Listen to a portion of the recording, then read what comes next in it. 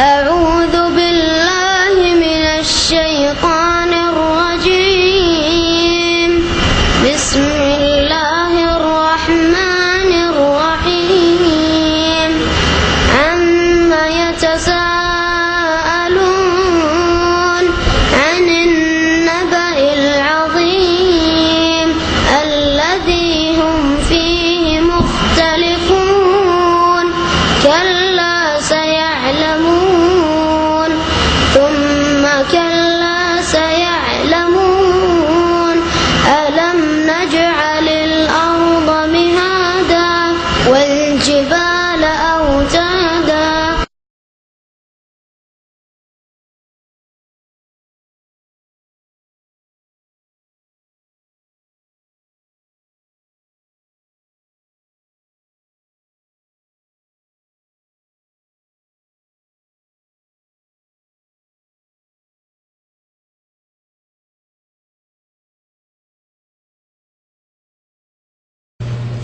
السلام عليكم ورحمة الله وبركاته إن الحمد لله نحمده ونستعينه ونستغفره ونعوذ بالله من شرور أنفسنا ومن سيئات أعمالنا من يهده الله فلا مضل له ومن يضلله فلا هادي له وأشهد أن لا إله إلا الله وحده لا شريك له وأشهد أن محمدا عبده ورسوله صلى الله تعالى عليه وعلى آله وصحبه وسلم تسليما كثيرا أما بعد أعوذ بالله من الشيطان الرجيم بسم الله الرحمن الرحيم والسابقون الأولون من المهاجرين والأنصار والذين اتبعوهم بإحسان رضي الله عنهم ورضوا عنه মহান আল্লাহর সমস্ত প্রশংসা যে আল্লাহ পাক রব্বুল আলামিন আমাদেরকে সৃষ্টি করেছেন এবং আমাদেরকে মুমিন মুসলিম হওয়ার তৌফিক দান করেছেন।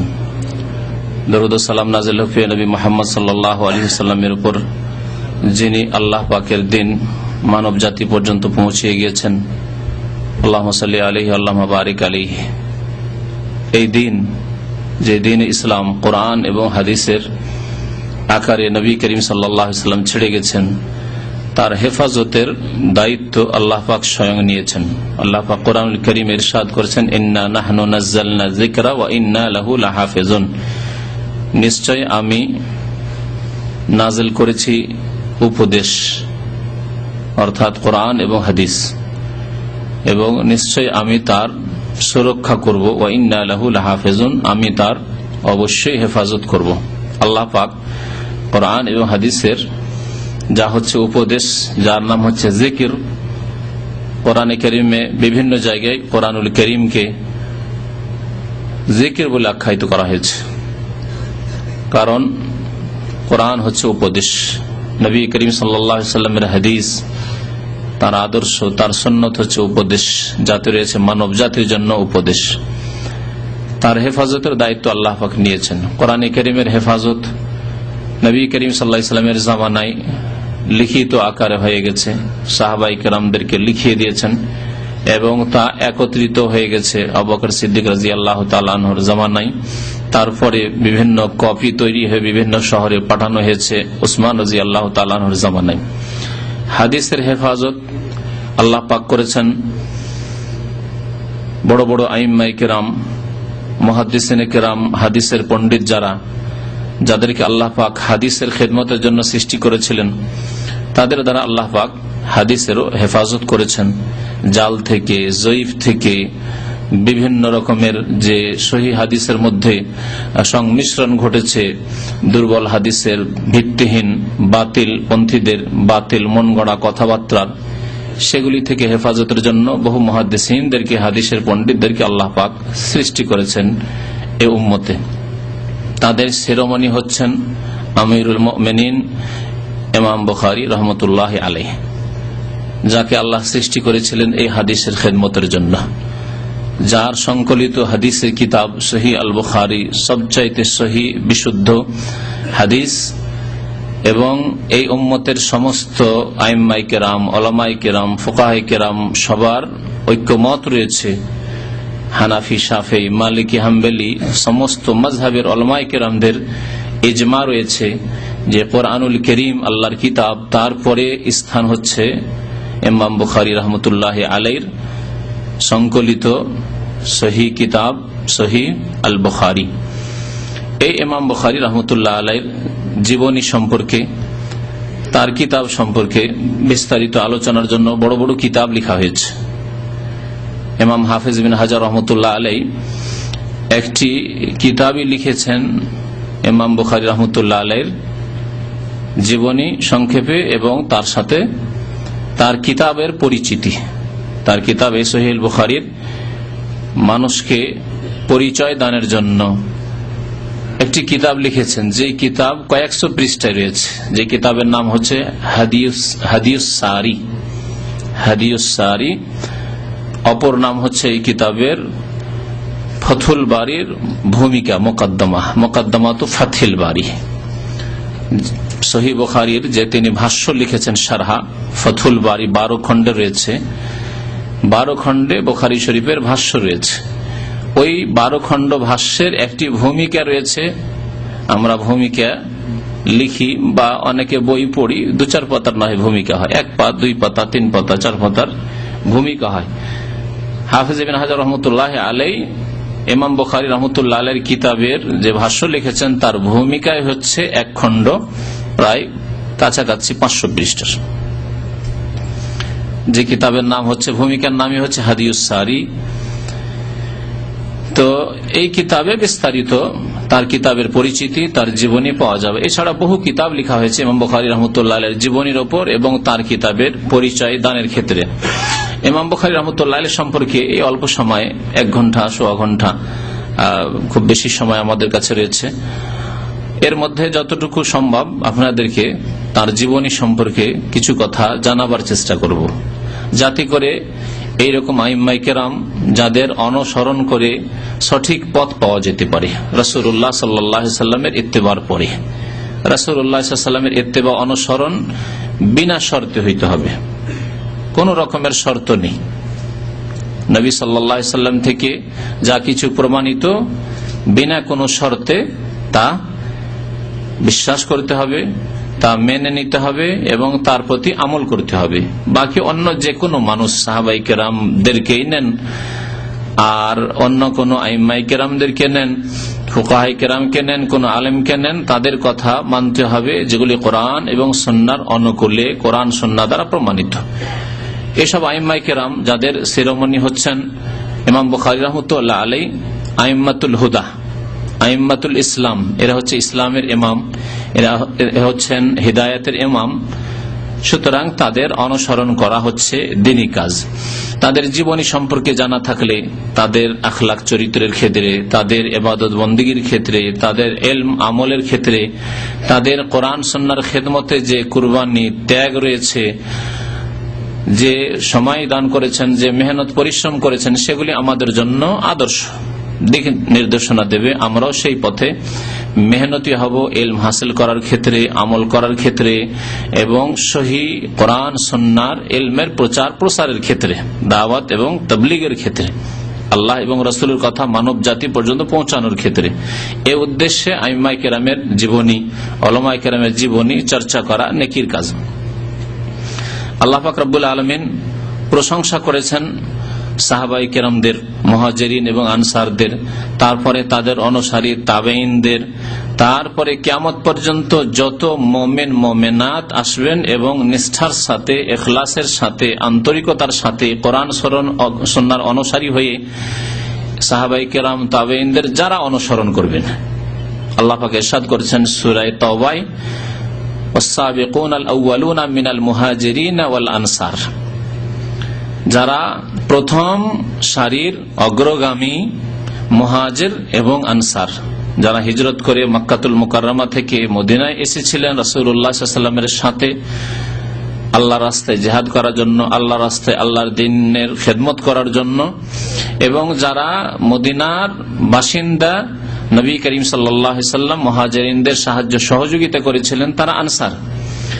তাদের সম্পর্কে আল্লাহ বলছেন প্রশংসা করেও, ওয়াল্লাযীনা ইত্তাবাউহুম বিইহসান, এবং তারপরে যারা তাদের অনুসরণ করবেন, মুহাজির এবং আনসারদের, সাহাবায়ে কেরামগণের অনুসরণ করবেন, বিইহসানিন, নিষ্ঠার সাথে, আন্তরিকতার সাথে, সৎকর্মশীল হয়ে, ভালো মানুষ হয়ে। কারণ এমনও কিছু লোক আছে সাহাবায়ে কেরামের জামানায় যারা ইহসানের সাথে, নিষ্ঠার সাথে, আন্তরিকতার সাথে, সততার সাথে ভালো মানুষ হয়ে তাদের পরে আসেননি, বিদাতি হয়ে এসেছেন, খারেজি, রাফেজি, যদিও তাবাইনদের জামানার তারা, কিন্তু তারা যেহেতু বিভ্রান্তির শিকার হয়েছে, সুতরাং এই আয়াতের তারা অন্তর্ভুক্ত নয়। যারা ইসলামকে বিচ্ছিন্ন করেছে, মুসলিম জাতির মধ্যে ফাটল ধরিয়েছে, বিদাত সৃষ্টি করেছে, তারা এর অন্তর্ভুক্ত নয়। সুতরাং আল্লাহ পাক শর্ত লাগিয়েছেন যে ওয়াল্লাযীনা ইত্তাবাউহুম বিইহসান, যারা সাহাবায়ে কেরাম, মুহাজিরিন, আনসারদের অনুসরণ করবে ইহসানের সাথে, সততার সাথে, নিষ্ঠার সাথে, ইখলাসের সাথে। আমরা কোরআন সুন্নাহর খাদেম, আমরা আল্লাহর দ্বীনকে মানব জাতি পর্যন্ত পৌঁছার জন্য এই দিনের খাদেম। আমরা কোনো পার্থিব উদ্দেশ্য নিয়ে আসিনি, মুসলিম জাতিতে ফাটল ধরাবার জন্য আসিনি। এইভাবে যারা ইখলাসের সাথে কাজ করেছে, আল্লাহ পাক তাদের সম্পর্কে বলছেন সাহাবায়ে কেরামের পরে যারা নিষ্ঠার সাথে অনুসরণ করেছেন, এরা শুধু তাবেইন নয়, তাবেইনরা প্রথম যুগের, তারপরে কিয়ামত পর্যন্ত যারাই অনুসরণ করে এই পথ ধরবে তাদের সম্পর্কে আল্লাহ বলছেন রাদিয়াল্লাহু আনহুম ওয়া রাযু আনহু, আল্লাহ তাদের উপর সন্তুষ্ট হয়ে যাবেন বা হয়ে গিয়েছেন, এবং আল্লাহর উপরও তারা সন্তুষ্ট হয়ে যাবে তাবেইনরা। এবং কিয়ামত পর্যন্ত যারাই ইখলাসের সাথে, আন্তরিকতার সাথে সাহাবায়ে কেরামগণের অনুসরণ করবেন, তাদের অন্তর্ভুক্ত হচ্ছেন আইম্মায়ে কেরাম, মুহাদ্দিসিনে কেরাম, ফুকাহায়ে কেরাম, আর তাদের শীর্ষস্থানীয় হচ্ছেন ইমাম বুখারী রাহমাতুল্লাহি আলাইহি, যার জীবনের কিছু অংশ আপনাদের সামনে তুলে ধরব। ইমাম বুখারী রাহমাতুল্লাহি আলাইহির নাম পরিচিতি, তার নাম খুব প্রসিদ্ধ নাম, রাসূলুল্লাহ সাল্লাল্লাহু আলাইহি ওয়াসাল্লামের নাম কি? মুহাম্মদ। তার পিতার নাম হচ্ছে ইসমাইল, তার উপনাম কুনিয়ত হচ্ছে আবু আব্দুল্লাহ, আবু আব্দুল্লাহ। তার উপাধি, লাকাব, উপাধি হচ্ছে আমিরুল মুমিনিন ফিল হাদিস, হাদিস বিষয়ে তিনি আমিরুল মুমিনিন, অর্থাৎ সমস্ত মুহাদ্দিসিনদের মধ্যে, হাদিসের পণ্ডিতদের মধ্যে তিনি হচ্ছেন আমিরুল মুমিনিন, তাদের নেতা, যেন তাদের আমির। তার বংশ পরিচয় সংক্ষেপে, তার নাম মোহাম্মদ, পিতার নাম ইসমাইল, ইসমাইলের পিতার নাম হচ্ছে ইব্রাহিম, অর্থাৎ ইমাম বুখারী রাহমাতুল্লাহ আলাইহির দাদার নাম হচ্ছে ইব্রাহিম, আর ইব্রাহিমের পিতার নাম হচ্ছে মুগীরা, মুগীরার পিতার নাম হচ্ছে বারদেজবাহ আল বুখারী আল জৌফি। এ বারদেজবাহ মাজুসি ছিল, অগ্নিপূজক। এদের মাতৃভাষা ফার্সি ভাষা ছিল। পারস্য দেশের লোক, তখনকার বিশাল পারস্য সাম্রাজ্য দূর দূর পর্যন্ত ছড়িয়েছিল, ইরাক থেকে শুরু করে Iraq, Iran, Afghanistan, Balochistan, Uzbekistan, Azerbaijan, এসব এলাকাকে শামিল ছিল। ইমাম বুখারী রাহমাতুল্লাহ আলাইহি কে বুখারী বলা হয়। বুখারা একটি শহর, এখনো সেই শহর মওজুদ আছে উজবেকিস্তানের। উজবেকিস্তান যে সোভিয়েত ইউনিয়নের যে ছোট ছোট যে প্রজাতন্ত্রগুলি ছিল, সে প্রজাতন্ত্রের একটি প্রজাতন্ত্র যা স্বাধীন হয়েছে পরে, ইসলামিক প্রজাতন্ত্র বলা হয় উজবেকিস্তান। এই উজবেকিস্তানের একটি বড় শহর হচ্ছে বুখারা শহর। এই বুখারা শহরের বাসিন্দা ছিলেন ইমাম বুখারী রাহমাতুল্লাহি আলাইহি, সেই জন্য তাকে বুখারী বলা হয়। সারা বিশ্বের মানুষ ইমাম বুখারী বলেই জানে এই শহরের নামে, নাম হয়তো অধিকাংশ মানুষই বা অধিকাংশ মুসলিমরা জানে না। তো বারদেজবাহ মাজুসি ছিল, এবং ওই মাজুসি অবস্থায়, অগ্নিপূজক অবস্থায়, কুফরির অবস্থায় সে মারা যায়। তার ছেলে মুগীরা, এই মুগীরা প্রথম ইসলাম কবুল করেন, অর্থাৎ ইমাম বুখারী রাহমাতুল্লাহ আলাইহির দাদার পিতা, না দাদার পিতা মোহাম্মদ বিন ইসমাইল বিন ইব্রাহিম বিন মুগীরা, মোহাম্মদ বিন ইসমাইল বিন ইব্রাহিম ইবনে আল মুগীরা, এই মুগীরা তিনি ইসলাম কবুল করেন। ইমাম বুখারী রাহমাতুল্লাহ আলাইহিকে বুখারী তাহলে এই জন্য বলা হয় যে তিনি বুখারা শহরে জন্মগ্রহণ করেছিলেন।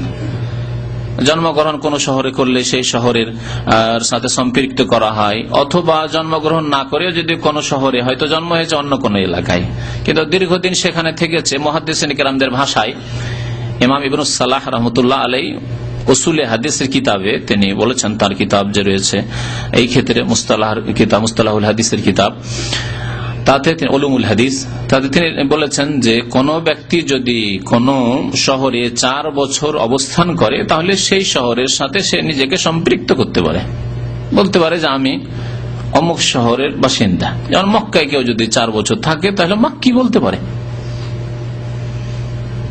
বাড়ি হচ্ছে চিটাগাং, কিন্তু ঢাকায় যদি কেউ 4 বছর থাকে তাহলে ঢাকাবি বলতে পারে। খুলনায় 4 বছর থাকে খুলনাবি বলতে পারে।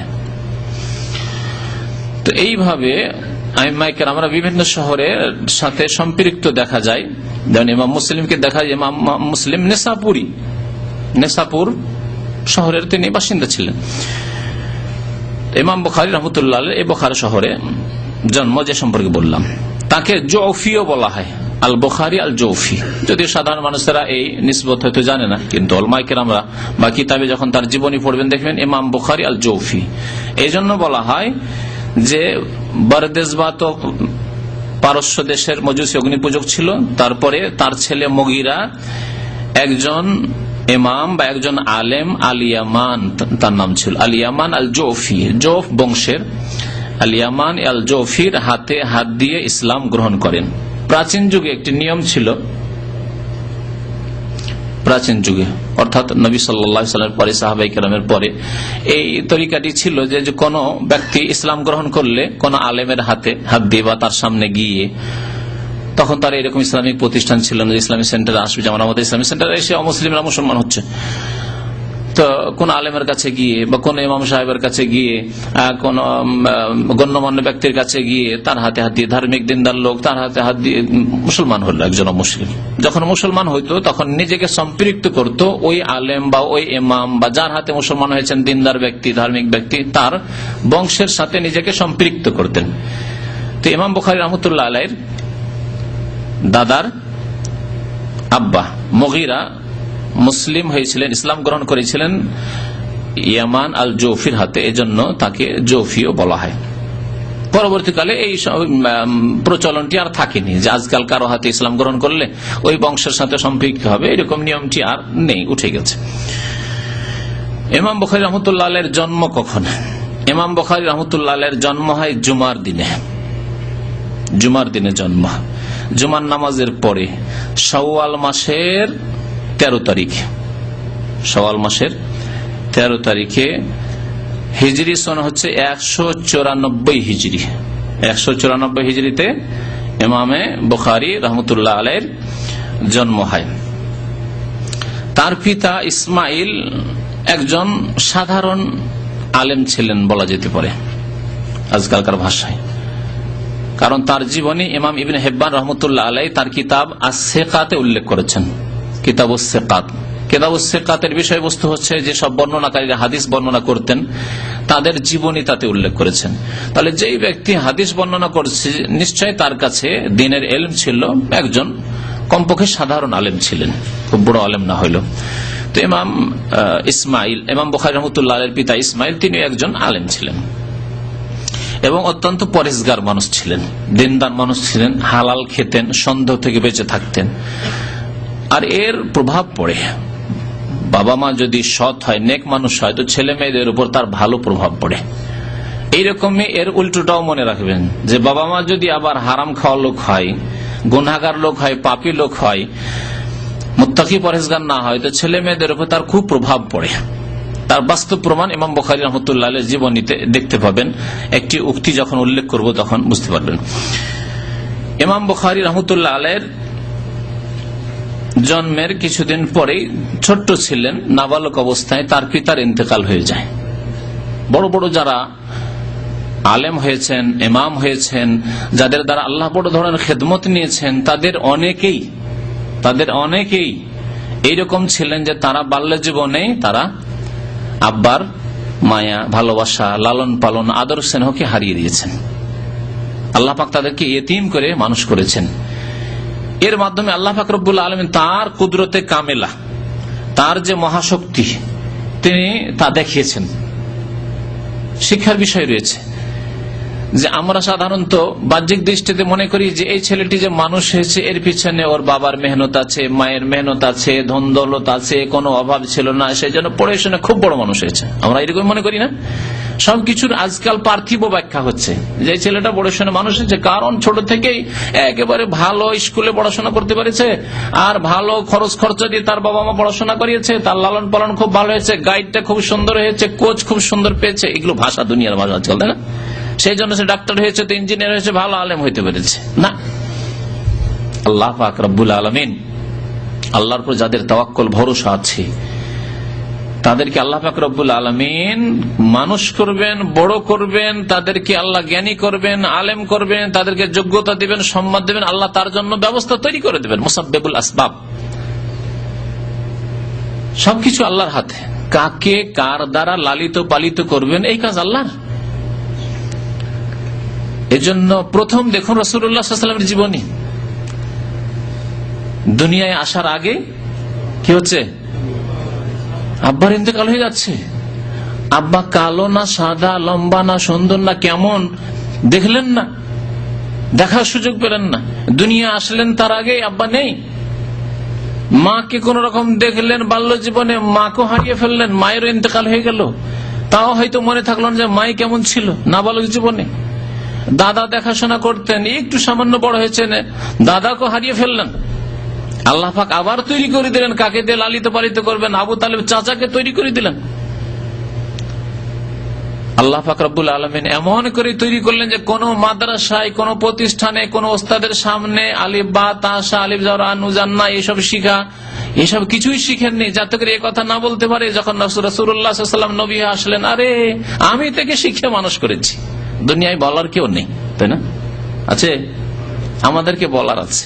আমাদেরকে মক্তব্য যারা কায়দাও পড়িয়েছে, আলিফ বা তাসা যাদের কাছে পড়েছি, আর যাদের কাছে আমাদের ফার্সি প্রাথমিক কিতাবগুলি পড়েছি, মিজান পড়েছি, তারাও এখনো অনেকে বেঁচে আছেন, অনেকে ইন্তেকাল করেছে রহমতুল্লাহ আলাইহিম।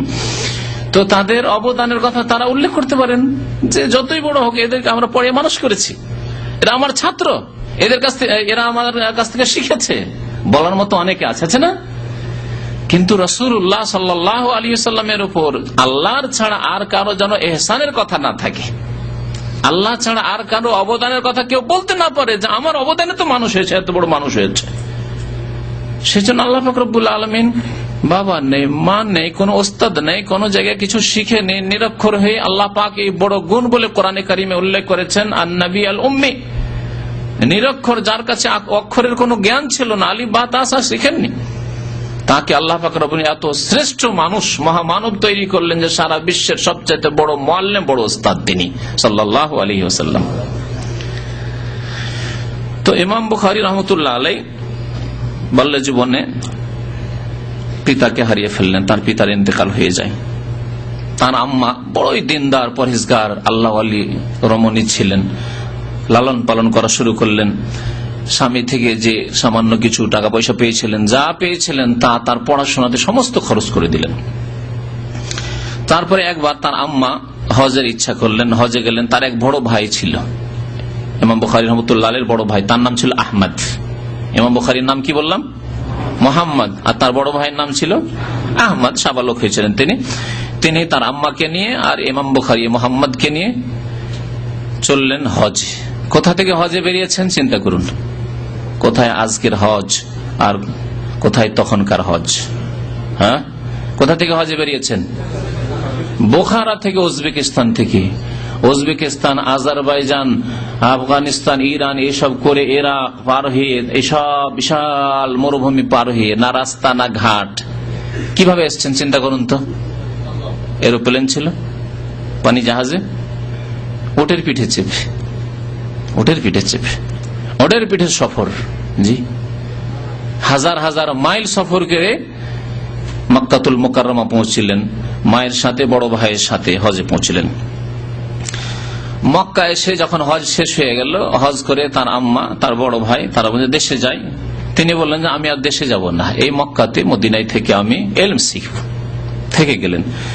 বলছেন হাফিজ বিন হাজার রহমতুল্লাহ আলাইহি তার জীবনী সম্পর্কে, ফাআকামা বিমাক্কাতা মুজাওয়িরান লিতালাবিল ইলমি, মক্কায় তিনি অবস্থান করলেন ইলম তলব করার উদ্দেশ্যে, ইলম শিখব, এখানে দ্বীন শিখব।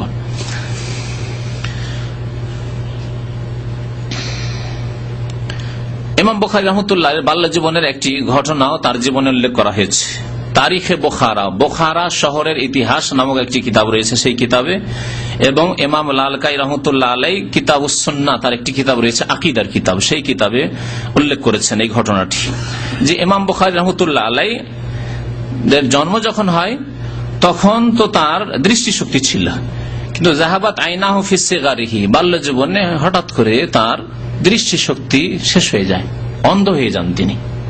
ছোট নাবালক ছিল, হঠাৎ করে দুই চোখ অন্ধ হয়ে যায়। তারপরে মা খুব কান্নাকাটি করে আল্লাহর দরবারে যে আল্লাহ, আমার এই ছেলে এতিম ছেলে, বাবা নেই, আজ ছেলে অন্ধ হয়ে গেল, কে আর দেখাশোনা করবে? আল্লাহ তুমি তার দৃষ্টি ফিরিয়ে দাও। খুব দোয়া করেছেন আল্লাহ পাক রব্বুল আলামিনের কাছে। আল্লাহ যে মানুষের দোয়া শোনেন, এবং আল্লাহর কাছে দোয়া করতে গিয়ে কোনো কিছুকে অসম্ভব মনে করার কিছু নেই। ইন্নাল্লাহ আলা কুল্লি শাইইন কাদির, আল্লাহ পাক সবকিছুই করতে পারেন, সর্বশক্তিমান। আল্লাহ কি দিতে পারেন না কথা চিন্তা করেন, সবকিছুই আল্লাহ পাক রব্বুল আলামিন দিতে পারেন।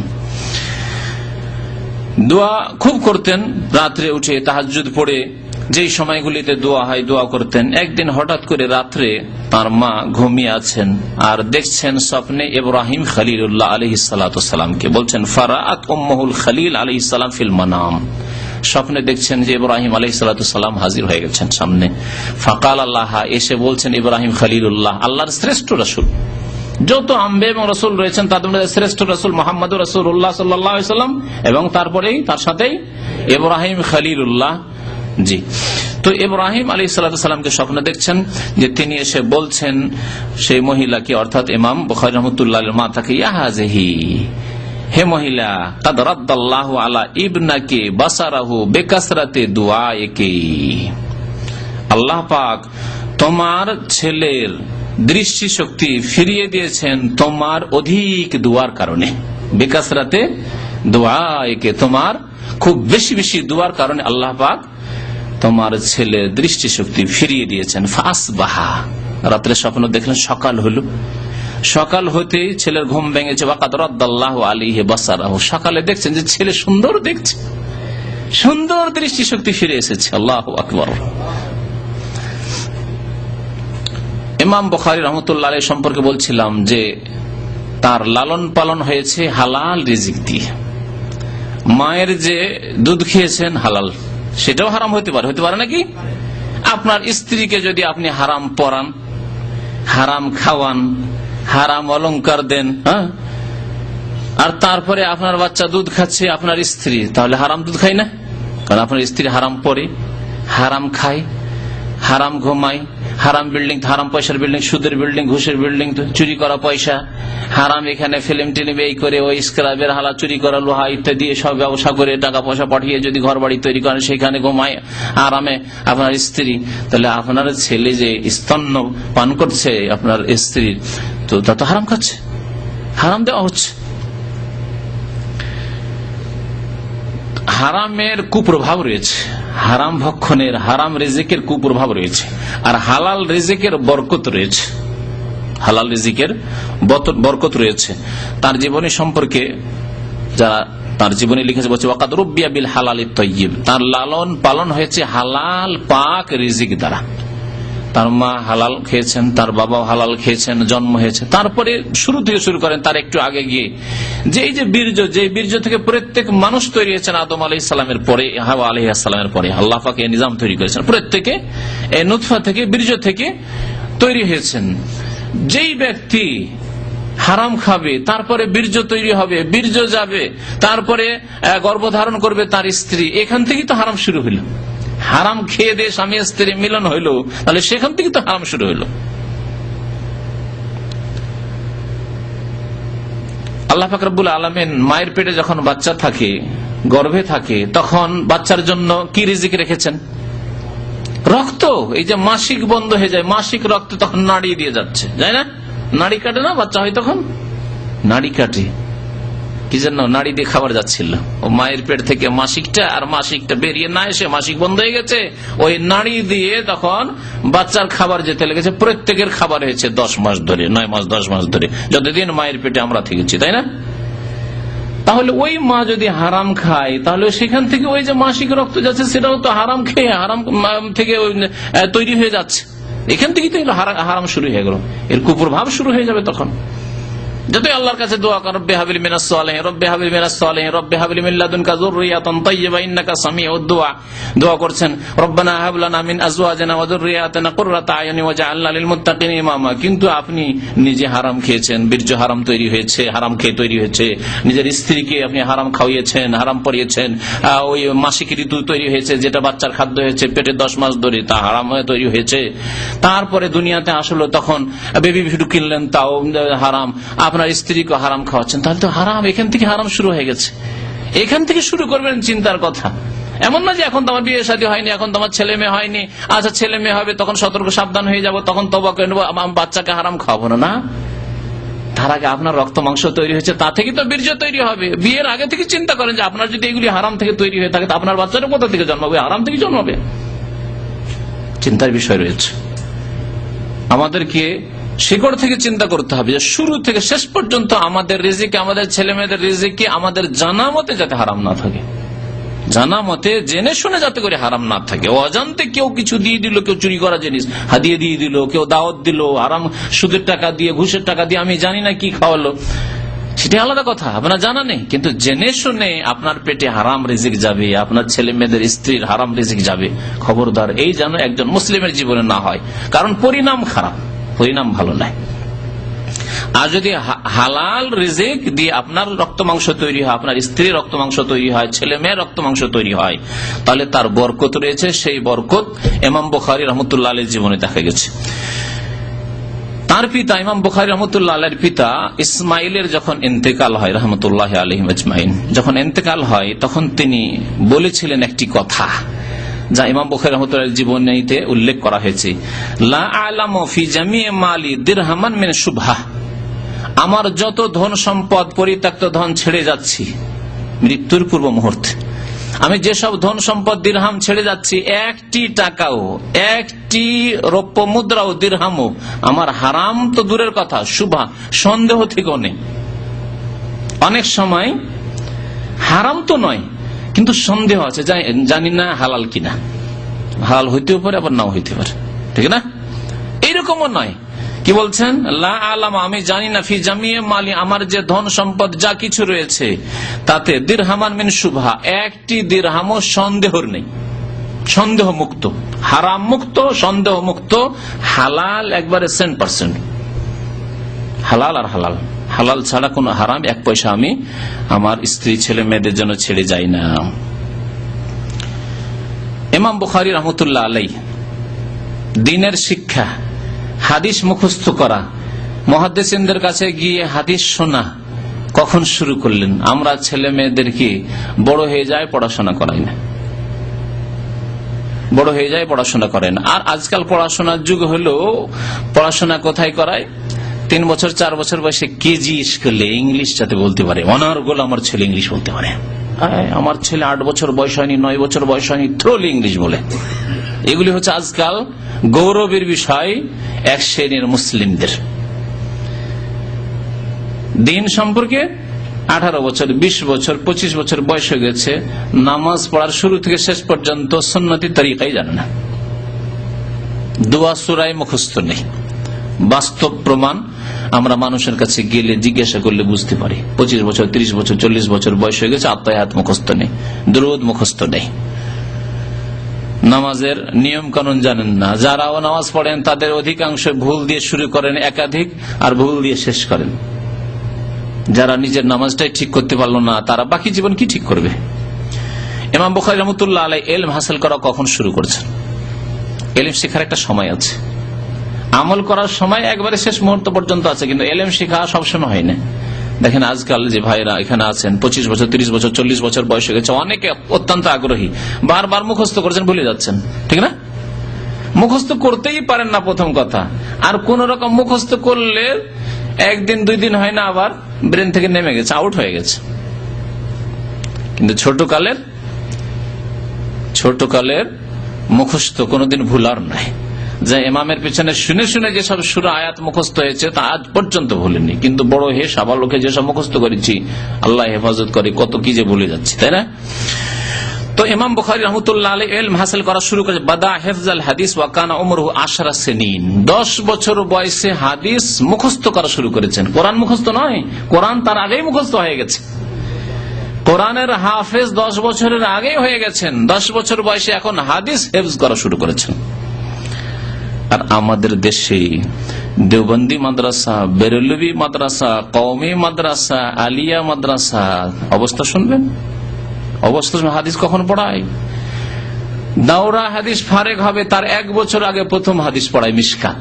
মাদ্রাসা পড়ার লোক থাকলে ঠিক বলছেন না, 7वीं বা 8वीं জামাতে গিয়ে মিশকাত পড়ায়, মওকুফ আলাই বলে বা 7वीं জামাত বলে। আর 8वीं জামাতে গিয়ে দাওরা হাদিস বুখারী, মুসলিম, আবু দাউদ, তিরমিজি, নাসাই, ইবনে মাজাহ, মুওয়াত্তা ইমাম মুহাম্মদ, তাহাউই একটু একটু করে পড়িয়ে বরকত, আর দুই একটা খতম করলে হয়তো বুখারীটা বরকতের জন্য খতম করে দিল, বাকিগুলি একটু বরকতের জন্য কিছুটা পড়িয়ে দিল। এইভাবে কি হাদিস শিখা হয়? একটা ছেলে সারা জীবন ধরে নাহু পড়লো, সারফ পড়লো, গ্রামার পড়লো, বালাগাত পড়লো, আপনার উসুলে ফেকা পড়ে পড়ে মগজ ভর্তি হয়ে গেছে, মাসলা মাসাইল কে কি বলেছে না বলেছে সব পড়ে মগজ ভর্তি হয়ে গেছে। আর শেষখানে আর বেশি জায়গা নেই, এখন তাবারুকের জন্য শেষ 2 বছরে, প্রথম বছরে মিশকা, শেষ বছরের মানে শেষ যে 2 বছর তার প্রথম বছরে, আর তারপরে 1 বছরে কালা কালা রাসূলুল্লাহ সাল্লাল্লাহু আলাইহি ওয়াসাল্লাম, কালা কালা রাসূলুল্লাহ কালা কালা রাসূলুল্লাহ সাল্লাল্লাহু আলাইহি ওয়াসাল্লাম দেখতে দৃশ্য হইল। তারপরে ওস্তাদগুলি যারা বুখারী মুসলিম ওই বড় হাদিস পড়ে অধিকাংশ বয়স্ক বসে থাকে শুধু। এরকম না যে আমার মতো অনর্গল বক্তি আছে, না, বসে আছে। আর ছাত্র পড়তেই আছে। যদি ছাত্র কোনো জায়গায় থামলো, জিজ্ঞাসা করলো, তাহলে ভালো কথা, আর না হলে প্রায় তাড়াতাড়ি শেষ করতে হবে। পড়েই যাচ্ছে। যে ক্লাসে রিডিং করে পড়ে সে ভালো ছেলে হয়। সে যদি থামলো, মানে সে যদি বুঝতে না পারে বা ইচ্ছা করে একটু বুঝতে অনেক সময় পারেও না, তারপরেও জিজ্ঞাসা করে না। যদি জিজ্ঞাসা করে তাহলে একটু থামলো, কিছু বললো, আর না হলে বাকিগুলোতে কিছুই বুঝে না, শুধু বসে থাকে, তাবারুক হাসিল করতে থাকে। এইভাবে হাদিস পড়ে কি আর রাসূলুল্লাহ সাল্লাল্লাহু আলাইহি ওয়াসাল্লামের হাদিস সম্পর্কে জ্ঞান হাসিল হবে সহিহ জয়ীফ, না তার মতনের অর্থ সম্পর্কে জ্ঞান হাসিল হবে, আর না আমলই হবে। সেজন্য আমল হয় কিসের উপর? অমুক ইমাম সাহেব এই বলেছেন, অমুক এই বলেছেন, অমুক মাসলা এই রয়েছে, বাকি হাদিসে কি রয়েছে সব বরকতের জন্য পড়া হয়েছে, আমলের জন্য নয়। ইমাম বুখারী রাহমাতুল্লাহ 10 বছর বয়সে হাদিস শুরু করেছেন মুখস্থ করা, যাতে হাদিস দিয়ে মগজ ভর্তি হয়। তাই আল্লাহ পাক তাদের মগজকে হাদিস দিয়ে ভর্তি করেছেন। আর যারা অন্য কিছুর পিছনে ছুটেছে, হাদিসের পিছনে ছুটেনি, তাদেরকে হাদিসের আল্লাহ ইয়াতিম করে দিয়েছেন, হাদিসের সহিহ জয়ীফ জানতো বুঝেই না।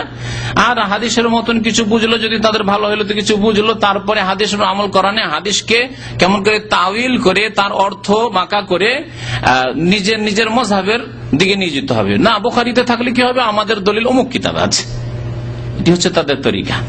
বুখারী মুসলিমে আছে, কিন্তু ওটা আমাদের মাযহাবে না, আমাদের মাযহাবের দলিল আছে ওই তাহাবীতে আছে, ও মুওয়াত্তা মুহাম্মাদে আছে, ওই ইবনে মাজাহতে আছে, না হয় দারাকুতনিতে আছে, না হয় বাইহাকিতে আছে। এইরকম ভাবে হাদিস পড়ানো হয়, আর সহিহ হাদিস থেকে দূরে সরিয়ে দেওয়া হয়। কারণ হাদিসের শিক্ষা যেমন ভাবে দিতে হবে, সালাফে সালেহিন মুহাদ্দিসিনে কেরাম যেভাবে শিখেছেন সেইভাবে শেখানো হয় না। প্রথম থেকে যদি হাদিস শেখানো হইতো তাহলে তার চিত্রই অন্যরকম হইতো। হাদিসের উপর আমল, আল্লাহর কথার উপর আমল, আর রাসূলুল্লাহ সাল্লাল্লাহু আলাইহি ওয়াসাল্লামের বাণী এবং কর্মের উপর আমলের উপর আমল হইতো। কিছু ভাইরা রয়েছেন যারা শুরু থেকে হাদিস পড়ান, 7-8 বছর ধরে তারা হাদিস পড়ান। আজকাল নতুন সিলেবাসে প্রথম 40 হাদিস পড়ান, তারপরে বুলুগুল মারাম পড়ান বা উমদাতুল আহকাম পড়ান, তারপরে মিশকাত পড়ান, তারপরে 1 বছরে তিরমিজি পড়েন, আর 1 বছরে আবু দাউদ নাসাই পড়েন, তারপরে গিয়ে বুখারী মুসলিম পড়েন। এইভাবে যারা পড়ান 5 বছর 7 বছর হাদিস পড়লে মোটামুটি একটা অবস্থায় পৌঁছা যেতে পারে। যদিও এতে হাদিসের পণ্ডিত হওয়া যায় না, কারণ ভারত, বাংলাদেশ, পাকিস্তান এইসব দেশেরই আমরা মানুষ, এইসব দেশে হাদিসের সনদ পড়ানো হয় না, মানে সহিহ জয়ীফ কেমন করে হয় এই সাবজেক্টটা পড়ানো হয় না। তারপরে অর্থ, মতন, তার সারহা, ব্যাখ্যা, মোটামুটি কিছু দূর এগিয়ে যাওয়া যেতে পারে যদি ভালো মেধা শক্তিওয়ালা ছেলে হয়। তো ইমাম বুখারী রাহমাতুল্লাহ আলাইহি 10 বছর বা আকাল বা 10 বছরের কম বয়স তখনই হাদিস মুখস্থ করা শুরু করেছিলেন।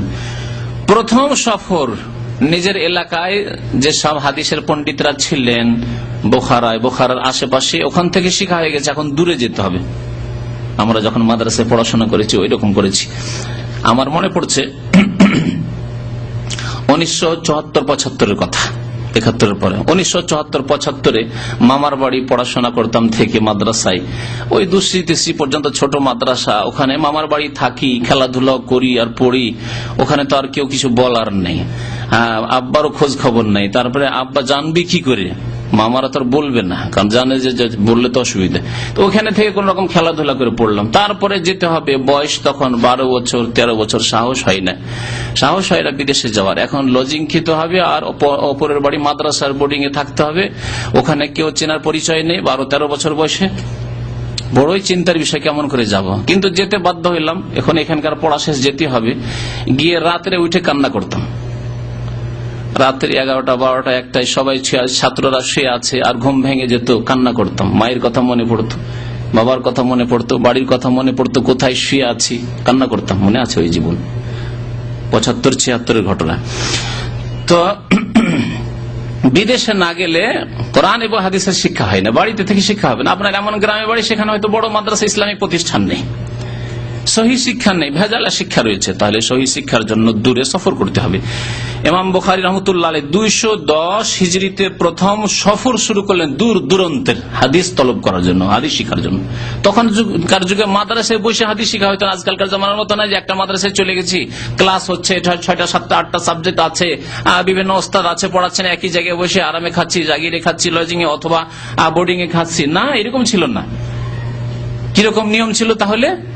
শুনতে পেলেন যে বাগদাদে বা বাসরাতে বা কুফাতে, শামে, দামেস্কে, এইরকম বিভিন্ন শহরে, সানআতে, ইয়ামানে, অমুক অমুক শহরে 2-1 মুহাদ্দিস আছেন যারা হাদিস বর্ণনা করেন।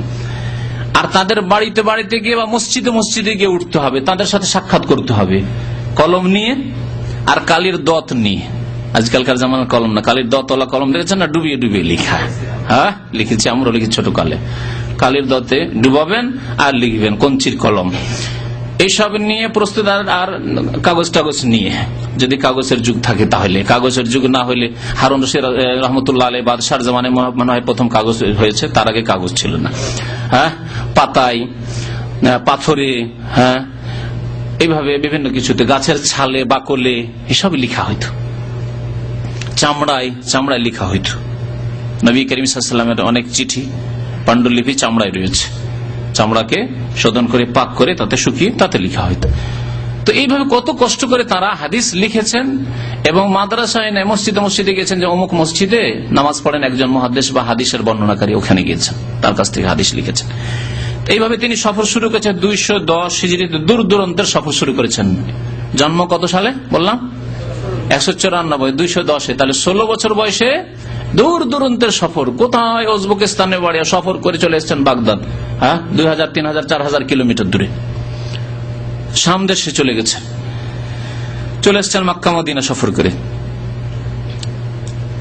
ইমাম বুখারী রাহমাতুল্লাহ আলাইহি তার সফর সম্পর্কে সংক্ষেপে আমি উল্লেখ করেছি। বলছেন, দাখালতু শাম, আমি হাদিসের ইলম হাসিল করার জন্য শাম দেশে দাখিল হইলাম। শাম দেশ মানে তখনকার শাম দেশ, এখনকার শাম দেশ যেটাকে সিরিয়া বলছে। তখনকার শাম দেশ শুধু সিরিয়া নয়, তখনকার শাম দেশ বৃহৎ শাম দেশ। যেমন আপনার পারস্য সাম্রাজ্য খুব বড় বিশাল ছিল, ওইরকমই শাম দেশ মানে তখনকার যুগে জর্ডন, আজকালকার ফিলিস্তিন, শাম, মানে সিরিয়া, লেবানন, সবগুলি দেশ তাতে সামিল। শাম দেশে দাখিল হইলাম মানে শাম দেশের মধ্যে দামেস্ক হইতে পারে, ফিলিস্তিনে বাইতুল মুকাদ্দাসে হইতে পারে, উর্দুনের যে আম্মান রয়েছে সেখানেও হইতে পারে, বিভিন্ন এলাকায় যেখানে যেখানে শুনেছেন যে ওখানে হাদিসের বর্ণনাকারীরা আছেন, তাদের কাছ থেকে হাদিস পাওয়া যেতে পারে। সফর করেছেন শাম দেশের। বলছেন, আমি সফর করলাম শাম দেশ, মিশর চলে গেলেন। জাজিরা অর্থাৎ মক্কা মদিনার এলাকা, জাজিরা আরব সফর করেছেন। মাররাতাইন, 2বার করে আমি ইলম হাসিল করার জন্য সফর করেছি, একবার নয়। কোথায়? বুখারা থেকে বেরিয়ে একবার সফর করেছেন, হাদিস তলব করেছেন, আবার ফিরে গেছেন, আবার আম্মার সাথে দেখা করেছেন, আবার ফিরে এসেছেন দ্বিতীয়বার। এইভাবে ওয়াইলাল বাসরা 4 মাররাত, বাসরা পর্যন্ত 4বার করে আমি সফর করেছি। বাসরা কোথায়? ইরাকে। 4বার করে সফর করেছেন। সুদূর উজবেকিস্তান থেকে। ওয়া আকামতু বিল হিজাজ সিত্তা সানাওয়াত, আর হেজাজ মক্কা মদিনার এলাকায় আমি 6 বছর দীর্ঘ সময় ধরে ইলম হাসিল করেছি। আমরা 4 বছর মদিনা পড়াশোনা করে মনে করি যে কত পড়াশোনা করেছি। অনেকে সারা জীবনে টোটাল পড়াশোনা কওমি মাদ্রাসা 8 বছর করেছেন, তারপর আর ইলম শিখতে চান, আর কিছু শিখার প্রয়োজনই মনে করেন না। অথচ তাওহীদ কি কত প্রকার হয়তো জানেন, কেন আল্লাহ জানে, কারণ এই শিক্ষা মাদ্রাসা হয় না। আমি তো সেই মাদ্রাসায় 2 বার করে ফারিগ হয়ে এসেছি। তাওহীদ কত প্রকার তা ওখানে শিখেনি, এখানে শিখা হয়েছে। শিরক কত প্রকার, কুফরি কত প্রকার, নেফাক মুনাফিকি কত প্রকার, এগুলো হচ্ছে আকীদার বিষয়। ইমানের স্তম্ভগুলির ব্যাখ্যা, ইসলামের স্তম্ভের ব্যাখ্যা ওইভাবে পড়ানো হয় না যেইভাবে পড়লে আকীদা মজবুত হবে, ইমান মজবুত হবে, যেইভাবে পড়াশোনা করলে আপনার ইসলামের ভিত মজবুত হবে। কেউ আপনাকে শিরক বিদআতে নিয়ে যেতে পারবে না। শিরক বিদআত কেন করছে? মাদ্রাসায় পড়াশোনা করার পরে শিরক বিদআত করছে, কারণ ভিত মজবুত নয়। পড়াশোনা হয়েছে কিন্তু ভিত মজবুত নয়, তখন গাছ দুর্বল, একটু ঝড় বাতাসে এদিক সেদিক হয়ে যাচ্ছে। 6 বছর ধরে হিজাজ মক্কা মদিনায় ইলম হাসিল করার জন্য তিনি অবস্থান করেন। ওয়ালা উহসি কাম দাখালতু ইলাল কুফা ওয়াল বাগদাদ মাআল মুহাদ্দিসিন, আর আমি গণে রাখতে পারিনি যে কতবার বাগদাদ আর কুফায় গিয়েছি। অসংখ্যবার বাগদাদ কুফা গিয়েছি মুহাদ্দিসিনদের সাথে, কারণ সেই যুগে বাগদাদ ছিল ইলমের রাজধানী, বিদ্যার রাজধানী। আব্বাসী খেলাফতের জামানা ছিল, আর সেই সময় বিশাল যে মুসলিম খেলাফত, আব্বাসী খেলাফত, এই বিশাল খেলাফতের রাজধানী ছিল বাগদাদ। এই বাগদাদে বড় বড় মুহাদ্দিসিনরা থাকতেন, সেখানে মুহাদ্দিসিনদের সাথে বা মুহাদ্দিসিনরা সেখানে যেতেন, তখন তাদের সাথ ধরে নিতাম ইলম হাসিল করার জন্য। বাল্য জীবন থেকে তিনি হাদিস মুখস্থ করতেন, আর মুহাদ্দিসিনদের সাথে ঘোরাফেরা করতেন, মুহাদ্দিসিনদের পেছনে পেছনে থাকতেন ইলম হাসিল করার জন্য। একবারের ঘটনা, তার সাথী সঙ্গীদের সাথে, এমনিতে অভাবী ছেলে, গরিবের ছেলে ছিলেন, এতিম ছেলে, তো তিনি হাদিস শোনার জন্য ওস্তাদের কাছে, মুহাদ্দিসের কাছে হাজির হইতেন খালি হাতে, কলম নেই, খাতা নেই, লিখার কোনো ব্যবস্থা নেই।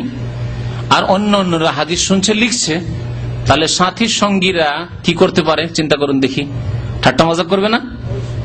সাথী সঙ্গী সবাই লিখছে, কলম আছে, খাতা আছে, সবাই নোট করছে যে আমরা শুনছি আর নোট করছি, কারণ ভুলে যেতে পারি, এদিক সেদিক হতে পারে, নোট করছি আমরা।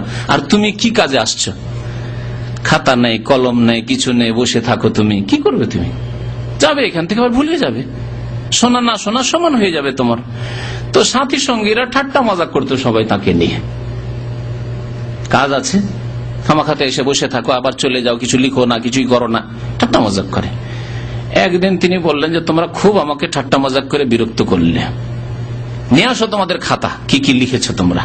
সাথীদেরকে বলছেন, সব সাথী, বড় বড় সাথী সব, তিনি সবচেয়ে বয়সে ছোট, যে নিয়ে আসো তোমরা খাতাতে কত কি লিখেছো। ওস্তাদের কাছে যা লেখা হয়েছে, শত শত হাদিস লেখা হয়েছে, যে খাতা ধরো আর আমি পড়ছি। এই যতদিন তোমরা আমার সাথে শিখলে, যতগুলি হাদিস তোমরা মুখস্থ, কিছু মুখস্থ করেছো, কিছু লিখে রেখেছো, তোমরা খাতা ধরো, তোমাদের মুখস্থ থেকে নয়, খাতা ধরো কি কি লিখে রেখেছো, আর আমি পড়ে শোনাচ্ছি। আর শুধু হাদিসের মতন নয়, আজকালকার যুগের হাদিস মুখস্থ আমাদের মানে কি, যাদেরই মুখস্থ আছে অধিকাংশ তো মুখস্থই নেই। হাদিসে শুধু বাংলা তর্জমা করেন আর উর্দু তর্জমা করেন, বক্তারা করেন না। আরবি হাদিস পড়ার মতো ক্ষমতা আজকাল আলেম বক্তা খুব পাওয়াই মুশকিল। তারপরে যারাও পড়েন তারা সনদ মুখস্থ নেই। কি মুখস্থ আছে? কালা রাসূলুল্লাহ সাল্লাল্লাহু আলাইহি ওয়াসাল্লাম বুনিয়াল ইসলামু আলা খামসিন, শাহাদাতি আল্লা ইলাহা ইল্লাল্লাহ, হ্যাঁ, কালা রাসূলুল্লাহ সাল্লাল্লাহু আলাইহি ওয়াসাল্লাম ইন্নামাল আমালু বিন্নিয়াত, তাই না? কালা রাসূলুল্লাহ সাল্লাল্লাহু আলাইহি ওয়াসাল্লাম আল মুসলিমু মান সালামা আল মুসলিমুনা মিন লিসানিহি ওয়া ইয়াদিহি, কালা রাসূলুল্লাহ সাল্লাল্লাহু আলাইহি ওয়াসাল্লাম থেকে শুরু করলাম মতন, মানে হাদিসের যেটি বিষয়বস্তু।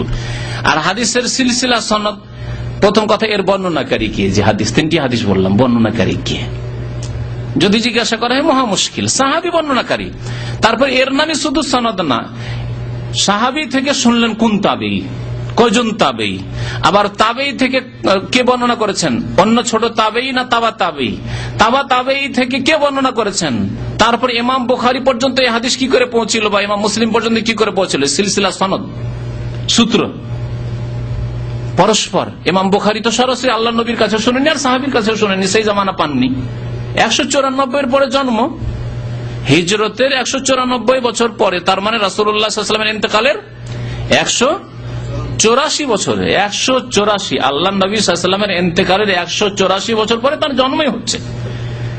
তাহলে এই যে 184 বছর ধরে হাদিসটা কার মুখ থেকে এইভাবে ইমাম বুখারী পর্যন্ত পৌঁছল, এর নাম হচ্ছে সনদ। বুখারী, মুসলিম, আবু দাউদ, তিরমিজি, নাসাঈর যে অরিজিনাল কিতাবগুলি খুললে হয়তো বাংলা তরজমাতে সনদ উল্লেখ করেনি, কারণ কিতাব বড় হয়ে যাবে, সেজন্য সনদবিহীন হাদিসটা উল্লেখ করে দিয়ে তরজমা করে দিয়েছে।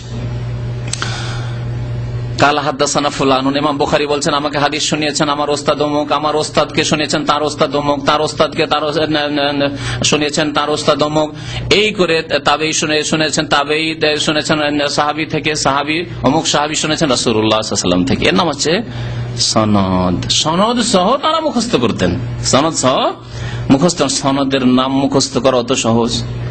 একটা ঘটনা যদি ঘটে আজকে দাম্মাম শহরে, আর ওই ঘটনাটি সরাসরি আপনি দেখেননি, 3 জনের মাধ্যমে বা 4 জনের মাধ্যমে শুনেছেন। একজন লোক শুনেছে, শোনার পরে এসে নিচে বলেছে, নিচে একজন লোক শুনেছে, ও আবার এসে সিঁড়িতে বলে চলে গেছে, ওই সিঁড়ি থেকে এসে আরেকজন এসে বলছে আপনাকে, 4-5 জন হয়ে গেল না? তারপরে যদি আপনাকে জিজ্ঞাসা করা যায় আচ্ছা ঘটনাটা কেমন করে জানলেন, যে মারামারি হয়েছে বা একটা কোনো ঘটনা ঘটেছে বা এখানে ধরাধরি হয়েছে, কোনো অপরাধ করছিল ধরেছে, যে কোনো একটা ঘটনা হোক না কেন, কিন্তু কয়েক মাধ্যম দিয়ে আপনার কাছে খবরটি আসলো। যদি আপনাকে জিজ্ঞাসা করি যে আপনি কার মুখে শুনলেন, তখন প্রথমখানে বলবেন যে হ্যাঁ একটা লোক বলে গেল, জানি না, লোকটিকে চিনি না। তাহলে যাকে চেনেন না, হতে পারে সে মৃত্যু, হতে পারে তার স্মৃতি শক্তি দুর্বল, তিলকে তাল করার লোক, শুনেছে একরকম বললো আর একরকম, হইতে পারে নাকি?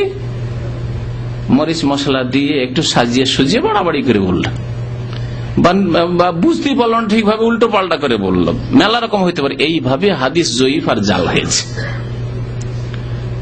এই মাধ্যমগুলিতে গিয়ে একজন যদি দিনদারিতে কম হয়, স্মৃতি শক্তিতে দুর্বল হয়, অথবা মিথ্যা বলা অহরহ অভ্যাস, যাদের খুব বেশি কথা বলা অভ্যাস, তারা ভুল করেও বেশি করে না? যত বেশি কথা বলবেন, জবান এমন জিনিস যে যত ঠান্ডা রাখবেন তত ঠান্ডা থাকবে, যত বেশি বলবেন তত বেশি ভুল হবে। বিশেষ করে যদি তার সাথে ইলম না থাকে কোরআন এবং হাদিসের, আর তাকওয়া পরহেজগারি না থাকে, তো ভুল হওয়া স্বাভাবিক এই জবানের।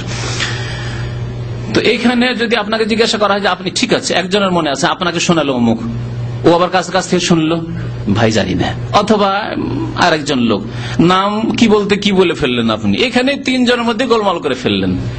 একটির সনদ আপনার মনে নেই যে একটা ঘটনা আজকে ঘটেছে, ঘটনাটা যে 3 জনের মাধ্যমে শোনালেন আপনি, এদের নাম কি তাই আপনার মুখস্থ নেই। ভাই বলেছিল, হয়তো বলছেন নাম বলেছিল, কিন্তু ভাই ভুলে গেছি, মাত্র আধা ঘন্টা আগে শুনেছেন।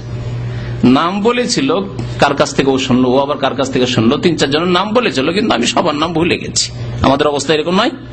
আমাদের স্মৃতি শক্তি এত দুর্বল হয়ে গেছে আমাদের পাপের কারণে, গুনহার কারণে, আর দুনিয়ায় আমরা ডুবে গেছি, দুনিয়া দুনিয়া দুনিয়া, এই জন্য ইলম আমরা ভুলে গেছি, মনে থাকে না আমাদের। সনদ সহ হাদিস লিখতেন তখনকার জামানার মুহাদ্দিসিনগণ এবং লিখাতেন। ছাত্রদেরকে বলেন, সাথীদেরকে, যে তোমরা তোমাদের খাতাগুলি ধরো, আর আমি হাদিস পড়ে শোনাচ্ছি, যতগুলি হাদিস শুনেছি একটা একটা করে, আর তরতিবের সাথে, অমুক দিনে এতটি হাদিস শুনেছি, 10টা 20টা 25টা 30টা হাদিস শুনেছি, শোনা শুরু থেকে, আর তরতিবের উল্টো পাল্টা না, আগে পরে করে না, যেইভাবে তোমরা ওস্তাদের কাছ থেকে লিখেছো ওইভাবে আমি শোনাচ্ছি।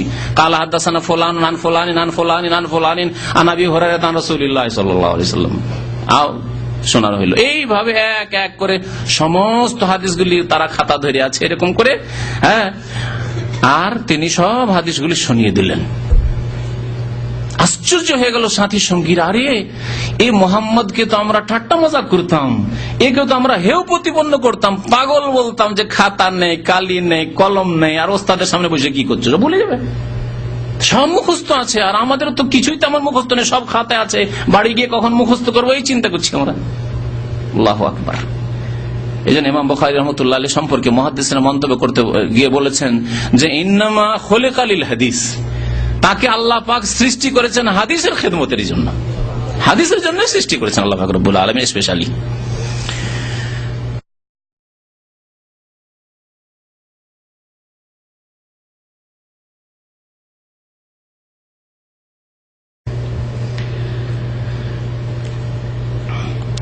সনদ সহ হাদিস লিখতেন তখনকার জামানার মুহাদ্দিসিনগণ এবং লিখাতেন। ছাত্রদেরকে বলেন, সাথীদেরকে, যে তোমরা তোমাদের খাতাগুলি ধরো আর আমি হাদিস পড়ে শুনেছি। যতগুলি হাদিস শুনেছি একটা একটা করে, আর তরতিবের সাথে, অমুক দিনে এতটি হাদিস শুনেছি, 10টা 20টা 25টা 30টা হাদিস শুনেছি, শোনো শুরু থেকে। আর তরতিবের উল্টো পাল্টা না, আগে পরে করে না, যেইভাবে তোমরা ওস্তাদের কাছ থেকে লিখেছো ওইভাবে আমি শোনাচ্ছি। কালা হাদাসানা ফুলান নান ফুলানি নান ফুলানি নান ফুলানিন আন আবি হুরায়রা আন রাসূলিল্লাহ সাল্লাল্লাহু আলাইহি ওয়াসাল্লাম শোনানো হলো। এইভাবে এক এক করে সমস্ত হাদিসগুলি তারা খাতা ধরে আছে এরকম করে, হ্যাঁ। আর তিনি সব হাদিসগুলি শুনিয়ে দিলেন। আশ্চর্য হয়ে গেল সাথী সঙ্গীরা, আরে এই মোহাম্মদকে তো আমরা ঠাট্টা মজা করতাম, একে তো আমরা হেয় প্রতিপন্ন করতাম, পাগল বলতাম, যে খাতা নেই, কালি নেই, কলম নেই, আর ওস্তাদের সামনে বসে কি করছে ভুলে যাবে। সব মুখস্থ আছে, আর আমাদের তো কিছুই তেমন মুখস্থ নেই, সব খাতায় আছে, বাড়ি গিয়ে কখন মুখস্থ করবো এই চিন্তা করছি আমরা। আল্লাহু আকবার। এই জন্য ইমাম বুখারী রাহমাতুল্লাহ আলাইহি সম্পর্কে মুহাদ্দিসিনরা মন্তব্য করতে গিয়ে বলেছেন যে ইন্নামা খুলিকা লিল হাদিস, তাকে আল্লাহ পাক সৃষ্টি করেছেন হাদিসের খেদমতের জন্য, হাদিসের জন্য সৃষ্টি করেছেন আল্লাহ পাক রব্বুল আলামিন স্পেশালি। ইমাম বুখারী রাহমাতুল্লাহ আলাইহি হাদিস হাসিল করতে গিয়ে দীর্ঘ মেহনত করে অনেক দূর পৌঁছেছেন কষ্ট করে, তারপরে দেখলেন যে ওস্তাদ ভালো নয়, সামান্য সন্দেহ হলে যে ওস্তাদ দিনদার হয়তো নয়, ছেড়ে দিয়ে চলে এসেছেন। এরকম একটি ঘটনা তার জীবনীতে উল্লেখ করা হয়েছে। আমরা আজকাল ওস্তাদের ক্ষেত্রে আমরা দেখি না যে আমার ওস্তাদ আদর্শ কিনা, যার কাছে শিখছি সে বিদাতি তো নয়, যার কাছে এলম হাসিল করতে যেই মাদ্রাসায় ছেলে মেয়েকে পড়তে পাঠাচ্ছি তারা বিদাত তো করায় না, আবার তারা আবার শিরক তো করায় না, তারা আবার ওরসের দিকে ডাকতে দেয় না, কোরআন এবং হাদিস বিরোধী তাদের আমল তো নয়, তাদের আচার আচরণ কেমন, তাদের দিন পরেশগারি কেমন, এসব দেখি না। এই একটা দিক। আর একটি দিক হচ্ছে স্কুল কলেজে অধিকাংশ ভাইরাই তো আমরা ছেলে মেয়েদেরকে জেনারেল শিক্ষিত করার জন্য ইউনিভার্সিটিতে স্কুল কলেজে পাঠাচ্ছি। স্কুল কলেজে পড়াশোনার জন্য যাচ্ছে, কার সামনে পড়ছে?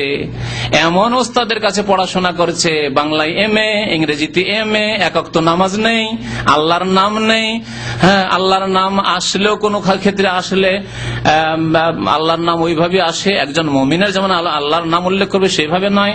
রাসূলুল্লাহ সাল্লাল্লাহু আলাইহি ওয়াসাল্লামের নাম আসলে সাল্লাল্লাহু আলাইহি ওয়াসাল্লাম বলতে তাদেরকে লজ্জা লাগে, দেখা সাক্ষাৎ হলে সালাম দিতে নিতে তাদেরকে লজ্জা লাগে, নিজেকে মনে করে যে সালাম নেওয়ার দেওয়া এগুলি নিজের মুসলিম পরিচয় দেওয়া, এটা মানে ঠিক নয়, মানে এটা সংকীর্ণতা এগুলি, অথবা এইসব পরিচয় কেন? সেকুলার আমরা সেকুলার লোক আমরা ধর্মের বাবার ইউনিভার্সিটি ক্যাম্পাসে, ইউনিভার্সিটির কক্ষে ক্লাসে, আবার এখানে কেন ধর্মের কথা, ইসলামের কথা? তাদের কাছে আমরা ছেলে মেয়েদেরকে পড়াশোনা করার জন্য পাঠাচ্ছি, কি শিখবে সেখান থেকে বলুন? তাদের অনেকে নাস্তিক, অনেকে ফাসেক, অনেকে লম্পট, তাদের চরিত্র আল্লাহ ভালো জানে তাদের কি অবস্থা। জীবনে দেখলেন না যে নামাজ পড়ে আপনার ছেলের বাংলা MA করে আসলো, সে ওস্তাদ জীবনও জুমাও পড়তে দেখলেন না, 5 ওয়াক্ত নামাজও পড়তে দেখলেন না, আপনার ছেলে কি শিখবে তার কাছ থেকে? কি শিখবে তার কাছ থেকে? এইসব ওস্তাদদের কাছে যদি আমরা ছেলে মেয়েদেরকে পড়াই, সাবালক ছেলেকে মহিলা প্রফেসরের কাছে, লেকচারের কাছে পড়াশোনা দিচ্ছেন, আপনার সাবালক ছেলে মহিলা প্রফেসর লেকচারের কাছে পড়াশোনা করবে, কি শিখবে তার কাছে? কি আদর্শ শিখবে? সে তো যৌবনে আছে, শুধু তাকাইতে থাকবে, ওস্তাদ হইলে কি হবে? সে তো মহিলা, তার দিকে তো আল্লাহ একটা আকর্ষণ রেখে দিয়েছে। এসব পড়াশোনার স্থান। আর এখানে গিয়ে মানুষের মতো মানুষ, মুসলিমের মতো মুসলিম তৈরি হবে? এই কি কারখানা মানুষ, চরিত্রবান মানুষ তৈরি করার কারখানা? কখনো না। আশা করি আমার কথা বুঝতে পারছেন না।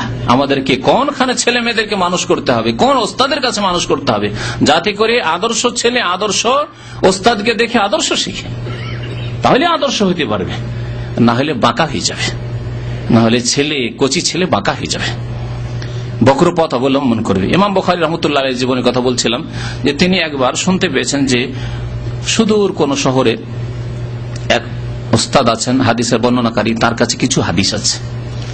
শুনতে পেয়ে গেলেন যে ঠিক আছে, দেখি তার কাছে নতুন কিছু হাদিস পেতে পারি, গিয়ে নিয়ে আসবো, মুখস্থ করে আসবো, নোট করে নিয়ে আসবো। 3 দিন সফর করে, 3 দিন 3 রাত সফর করে উঠে পিঠে চেপে পৌঁছেছেন কয়েকশো কিলোমিটার। তাহলে 3 দিন 3 রাতের সফর মানে কয়েকশো কিলোমিটার সফর করে ওখানে গিয়ে দেখছেন যে সেই ওস্তাদ হাদিসের বর্ণনাকারী তার ঘোড়াকে ডাকছে, ঘোড়াকে ডাকছে, মুষ্টিটা এইভাবে ধরে ঘোড়াকে ধরার চেষ্টা করছে। ঘোড়াটা পালাচ্ছে, মানে ধরা দিচ্ছে না, ঘোড়াকে ধরার চেষ্টা করছে। তারপরে ঘোড়া যেমন দেখেছে হাতটা বাড়াচ্ছে, ঘোড়া ভাবছে কিছু খেতে দেবে, করে না এরকম, কিছু খেতে দিব হয়তো। ঘোড়াটা তখন এগিয়ে চলে আসছে, মনিবের দিকে, মালিকের দিকে এগিয়ে চলে আসছে। যেমন ঘোড়াটা কাছে এগিয়ে আসছে, পট করে ঘোড়াটাকে ধরে নিয়েছে। কিছুই দিল না ঘোড়াকে, ঘোড়াটাকে ফট করে ধরে নিলাম। ইমাম বুখারী রাহমাতুল্লাহ আলাইহি সেখান থেকে টান দিলেন, ফিরে হাঁটতে শুরু করেছেন।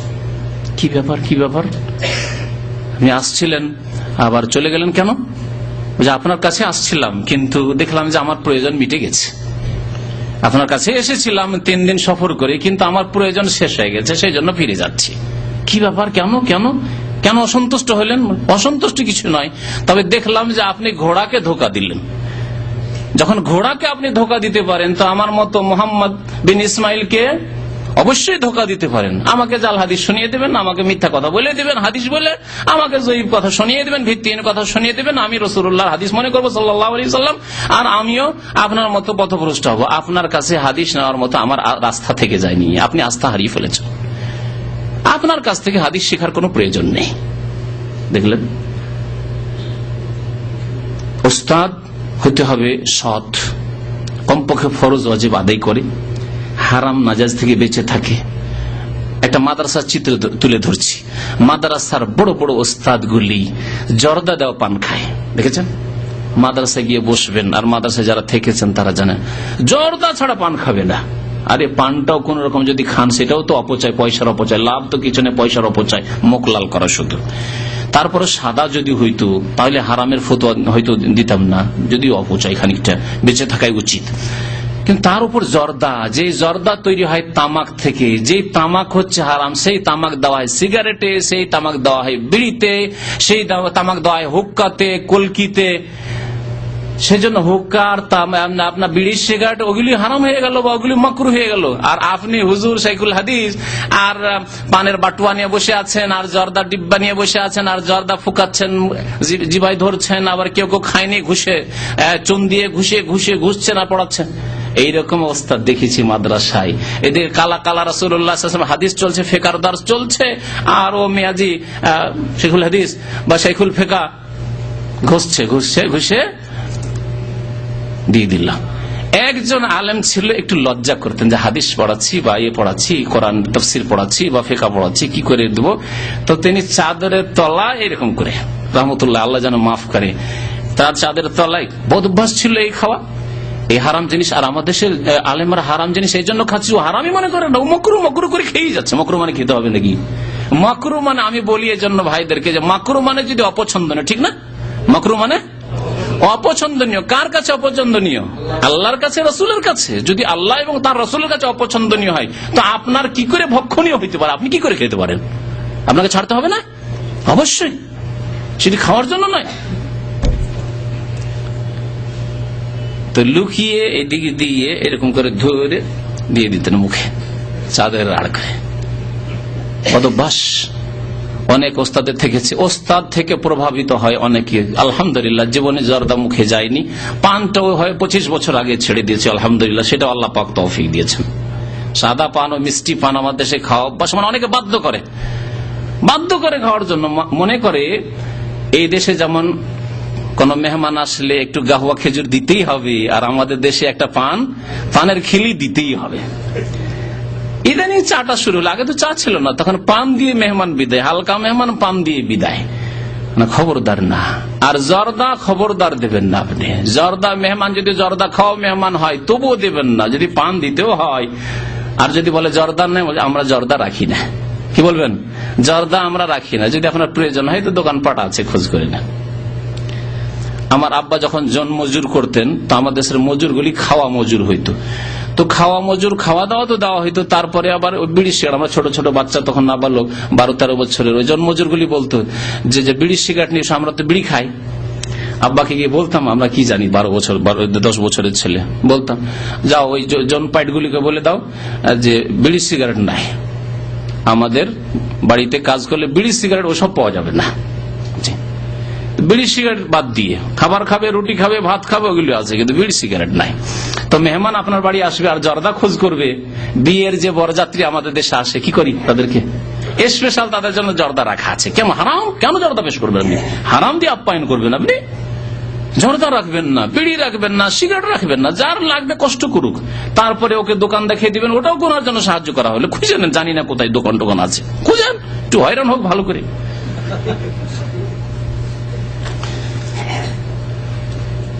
তামাক জাতীয় জিনিস হারাম। সে আলেম হুজুররা জর্দার আকারে, পানের আকারে খাক, আর খৈনির আকারে ঘুষি ঘুষি খাক, আর গুলের আকারে দাঁত পরিষ্কার করুক, আর যাই করুক, যেই করুক না কেন, আর বিড়ি সিগারেট আকারে খাক, আর হুক্কার আকারে খাক, তামাক জাতীয় যত কিছু আছে সব হারাম। এবং তামাকের উপর, ধূমপানের উপর আবার বক্তব্য আছে, সেটি শুনতে পারবেন ইনশাআল্লাহ তাআলা। যেহেতু পুরনো বক্তব্য, আবার খুব তাড়াতাড়ি একটা বক্তব্যের উপর করা হবে ইনশাআল্লাহ। আর একটি বই আছে, হ্যাঁ, একটি বই আছে তামাক সেবন সম্পর্কে, ছোট্ট বই, সেই বইটি আপনারা সংগ্রহ করতে পারেন যাদের কাছে নেই। ইমাম বুখারী রাহমাতুল্লাহ আলাইহির স্মৃতি শক্তি এত প্রখর ছিল, তার স্মৃতি শক্তি, যে ইমাম বুখারী রাহমাতুল্লাহ আলাইহির 3 লক্ষ হাদিস মুখস্থ ছিল, কোরআনের মতো মুখস্থ ছিল, আর 3 লক্ষ হাদিস মুখস্থর মতো ছিল। মুখস্থ এবং মুখস্থর মততে পার্থক্য আছে, আছে না? আমরা মুখস্থ রাখি, কিছু আছে এরকম যে মুখস্থ আছে, শুনিয়ে দিতে পারবো, আর কিছু আছে শোনাতে পারবো না, কিন্তু কেউ যদি শোনায় আর ভুল করে তো ভুল ধরে নিতে পারবো। আমার ছেলেগুলি হাফেজ হয়েছে, ওরা পড়ে আমার পুরো কোরআন, মানে হেফজ খানাতে ভর্তি হয়ে হেফজ না করলেও তারা যদি কোথাও থেকে ভুল পড়ে অবশ্যই ভুল ধরে দিতে পারবো।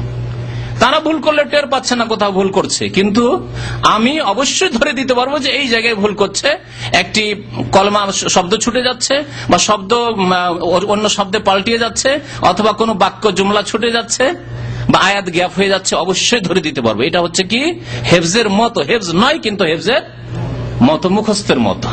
কিন্তু আমাকে যদি বলেন যে একদিক থেকে আপনি কোরআন শোনান, হইতে পারবো না, তার জন্য মোরাজা মেহনতের প্রয়োজন রয়েছে। কিন্তু হাফেজ হয়ে যদি আমার সামনে শোনায়, তার ভুল ধরে দিতে পারবো। তো ইমাম বুখারী রাহমাতুল্লাহ আলাইহির হাদিস মুখস্থ ছিল 2 রকম। 3 লক্ষ হাদিস মুখস্থ ছিল কোরআনে কারীমের মতো, মুখস্থ শোনাতে পারতেন তিনি। আর 3 লক্ষ হাদিস মুখস্থর মতো ছিল, কেউ যদি সামনে পড়ে আর সনদে ভুল করে বা মতনে ভুল করে, এই ভুল করলেন আপনি, এখানে ছেড়ে দিলেন, এখানে একটা নাম উল্টো পাল্টা করে দিলেন আপনি, আহমদের জায়গায় মোহাম্মদ করে দিলেন আপনি, আব্দুর রহমানের জায়গায় আব্দুল্লাহ করে দিলেন আপনি, ধরে নিতে পারতেন। তো ইমাম বুখারী রাহমাতুল্লাহ আলাইহি স্বয়ং বলছেন, তার কথা শুনুন, আহফাজু মিআতা আলফে হাদিসিন সহিহ, আমি 3 লক্ষ হাদিস মুখস্থ রাখি, তার মধ্যে 1 লক্ষ হাদিস সহিহ হাদিস মুখস্থ রাখি। 1 লক্ষ হাদিস সহিহ। সেই জামানার মুহাদ্দিসিনরা শুধু সহিহ হাদিস মুখস্থ করতেন না, জয়ীফ জাল হাদিসও মুখস্থ করতেন।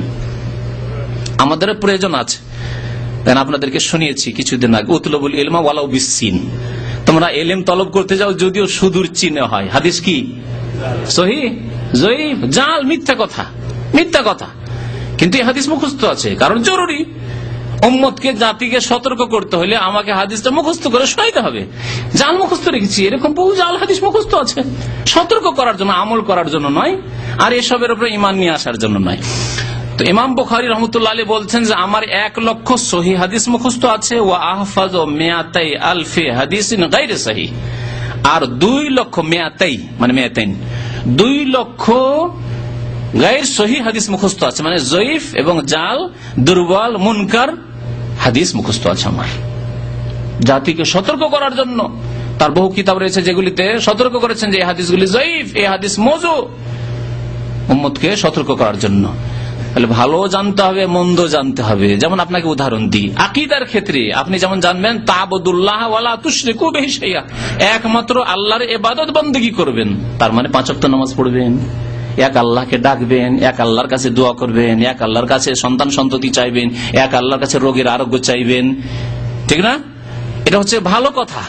খারাপ কথা কি? আল্লাহর সাথে শিরক করা। মাজারে সিজদা করবেন না, মাজারে আবার খাসি জবাই করতে, মুরগ জবাই করতে যাবেন না, মাজারে চাদর চড়াতে যাবেন না, মাজারে ওরসের মেলায় যাবেন না, মাজারে গিয়ে আপনি মনে করবেন ওখানে ছেলে পাওয়া যায়, মেয়ে পাওয়া যায়, ওখানে গেলে রোগ ভালো হয়, ওখানকার মাটি নিয়ে আসলে বরকত হাসিল হয়, এসব শিরকি আকীদা রাখবেন না। এগুলি কি? খারাপ।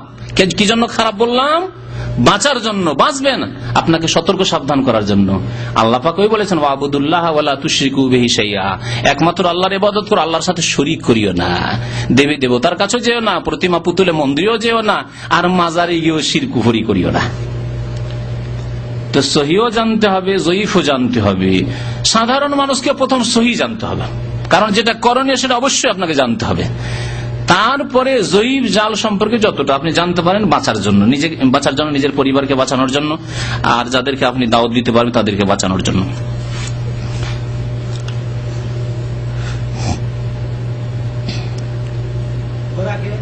ইমাম বুখারী রাহমাতুল্লাহ আলাইহি হাদিসের ওস্তাদ হলেন মাত্র 18 বছর বয়সে। 18 বছর বয়সে অনেকের দাড়ি মোচো গজায় না, তাই না? এই 18 বছর বয়সে তিনি হাদিসের পণ্ডিত হয়ে হাদিসের দর্স তাদরিস করা শুরু করলেন, হাদিসের শিক্ষক হলেন তিনি। ইমাম বুখারী রাহমাতুল্লাহ আলাইহি বড় দিনদার পরহেজগার ছিলেন। ইমাম বুখারী রাহমাতুল্লাহ স্বয়ং বলছেন, ইন্নী লা আরজু আন আলকাল্লাহ ওয়া লা ইউহাসিবুনি বিআন্নী ইগতাবতু আহাদান। আমি আপনাদের যদি সবাইকে জিজ্ঞাসা করি যে কে বলতে পারবেন যে জীবনে আপনি কারো গীবত করেননি, পারবেন কে বলতে? গ্যারান্টির সাথে, নিশ্চয়তার সাথে যে আমি সাবালক হওয়ার পরে বা মনে পড়তে কারো গীবত করিনি যে আব্দুল খালেক খারাপ, কথা বলিনি, ওর মধ্যে এই দোষ আছে। সামনে বললে সংশোধন হইতো, কিন্তু চোখের আড়ালে কি জন্য বলেছেন এর নাম গীবত কাবিরা গুনাহ, কোন মানুষ বলতে পারবেন না। এমনকি আলেম সমাজ আজকালকার এমন, আল্লাহু আকবার, আমরাই বাঁচতে পারবো না, হয়তো নিশ্চয়তার সাথে বলতে পারবো না যে আমরা গীবত থেকে মুক্ত। ইমাম বুখারী রাহমাতুল্লাহ কি বলছেন শোনেন, এই হচ্ছে তাকওয়া, এই হচ্ছে জুহুদ, এই হচ্ছে আল্লাহ ভীরুতা।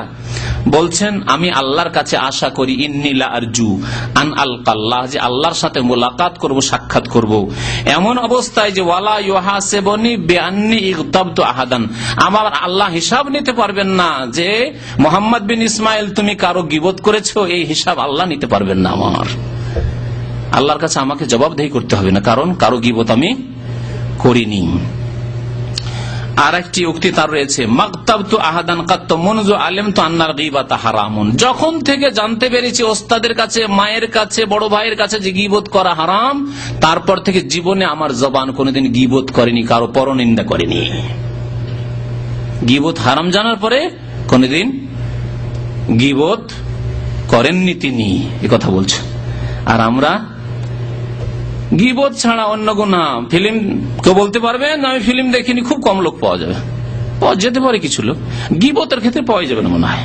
হ্যাঁ, অশ্লীল কথাবার্তা বলেন, পাওয়াই মুশকিল।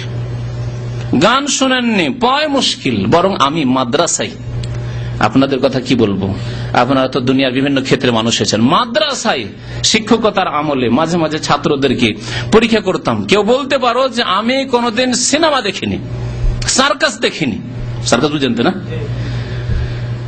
একটি দুটি মাত্র ছেলে পাওয়া গেছে, যেইভাবে হোক, কোন সঙ্গীর সাথে লেগে চলে যাওয়া হোক, কোন ভাইয়ের সাথে লেগে গিয়ে হোক, কোনো ভাবে হোক, বা মাদ্রাসা আসার আগে হোক, মাদ্রাসা ছুটিতে গিয়ে হোক, কেউ না কেউ সিনেমায় ঢুকে গেছে, কেউ সার্কাসে ঢুকেছে, একটি দুটি ছেলে ছাড়া।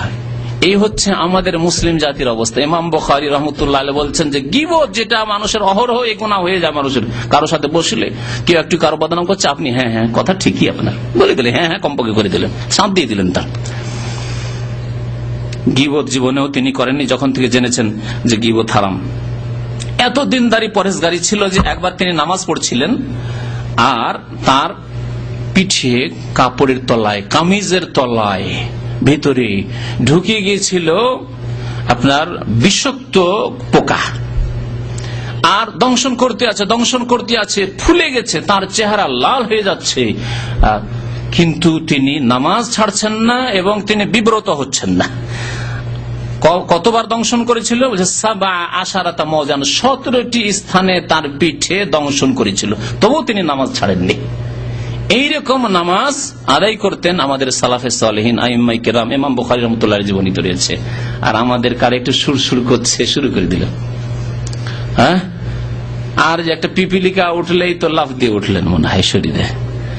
সামনে দেখছেন একটা পিপিলিকা যাচ্ছে, সিজদার জায়গা দিয়ে এই করা শুরু করে দিলেন নামাজ পড়তে। এখনো যে আপনাকে কামড়িয়েছে তাও হয়নি হয়তো। আল্লাহুল মুস্তাআন। ইমাম বুখারী রাহমাতুল্লাহ আলাইহির শারীরিক গঠন, তার জীবনী সম্পর্কে বলা হয়েছে কানাল ইমাম নাহিফ আল জিসম, অত্যন্ত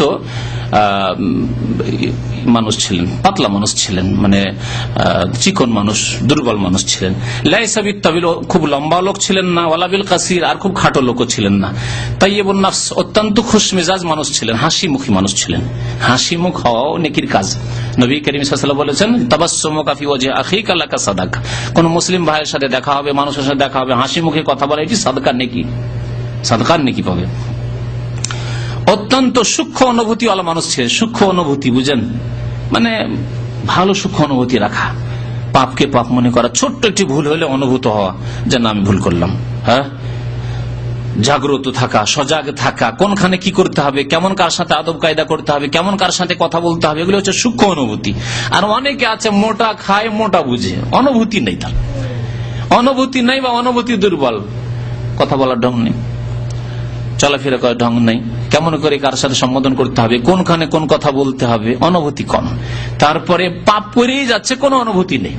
এত মোটা খাওয়া লোক আর ইমানে এত দুর্বলতা যে কোনো অনুভূতি নেই, পাপের অনুভূতি নেই, গুনাহ হয়ে গেল, ফরজ ওয়াজিবের ত্রুটি হয়ে গেল, কোনো অনুভূতি নেই।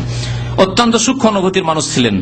কালিল আকল, খুব কম খেতেন, খাওয়া দাওয়া অল্প খেতেন। অল্প খেলে মানুষ বেশি সুস্থ থাকে, শুনে রাখুন। আর আজকের জামানায় এটা বাস্তবে প্রমাণ হচ্ছে, যত বেশি যে খায় তত বেশি তার প্রেসার, নয় সুগার, বেশি মোটা হয়ে যাচ্ছে, কোলেস্টেরল, চর্বি ধরে যাচ্ছে, ওজন বেড়ে যাচ্ছে, ওজনকে কন্ট্রোলই করতে পারছে না। ডাক্তার বলছে যে তুমি যে খাটো মানুষ, তোমার ওজন 60 থেকে 70 হইতে হবে, ওর চলে গেছে 90, 80-তে, ঠিক না? আজকালকার অধিকাংশ আকস্মিক মত, মৌতুল ফাজা, আকস্মিক মত হচ্ছে বেশি খাওয়ার কারণে। Stroke, heart attack, sugar, cholesterol ইত্যাদি ইত্যাদি, সব কারণে। অত্যন্ত কম খেতেন। কম খেলে হবে কি, আপনি পরীক্ষা করে দেখবেন, এশার নামাজের পরে পরে খাওয়া দাওয়া করবেন বা তার আগে খাওয়া দাওয়া করবেন, তাড়াতাড়ি, বেশি রাত করে নয়, 11টার পরে নয়, তার আগে খাওয়া দাওয়া করবেন। খাওয়া দাওয়ার পরে 1-2 ঘন্টা একটু জেগে থেকে কিছুটা হজম হতে দিবেন, আর অল্প খাবেন, 3 ভাগ করে পেটে অল্প খাবেন। 100 গ্রামের চাউলের ভাতের বেশি নয়, তার কম, অল্প খান। অথবা রুটি খান, বেশি না, অর্ধেক একটা রুটি খান, অল্প খান আর কি, আপনার শরীর হিসেবে আপনি খাবেন। অল্প খান, পেটকে খালি রাখেন, সুস্থ থাকবেন। এবং ফজরে, কেন ফজরের আগেই ঘুম ভেঙে যাবে, বাস্তব সত্য কথা বলছি। ফজরের আগে তাহাজ্জুদ পড়ার জন্য অ্যালার্মের প্রয়োজন নেই, খুব সহজে ঘুম ভাঙবে। 3 থেকে 4 ঘন্টা ঘুম হলে সহজে ঘুম ভেঙে যাবে। অ্যালার্ম থাকলে খুব সহজে, একটু অ্যালার্ম বাজতে উঠে পড়বেন একবার লাফ দিয়ে। আর যদি বিরিয়ানি পেয়েছেন, আর ভালো গোস্ত পেয়েছেন, মাছ পেয়েছেন, পেট ভর্তি করে এমন খেলেন যে পানি খাওয়ার আর জায়গা নেই, দাওয়াত খেয়েছেন, খেয়ে তারপরে আসছে সেভেন আপ, ভাই আর জায়গা নেই, ফল ফ্রুট আছে, আর কোথায় রাখবো, জায়গাই নেই, এত ভাত খেয়েছেন আর জায়গাই নেই। এইরকম যদি খাবার খান আর রাত যদি 9টার সময় ঘুমান, তবু ফজরে উঠতে পারবেন না। 7 ঘন্টা পরে ফজরে উঠতে কষ্ট হবে, বাস্তব সত্য। সালাফে সালেহিন অত্যন্ত কম খেতেন, সুস্থ থাকতেন, অত্যন্ত দানশীল ছিলেন।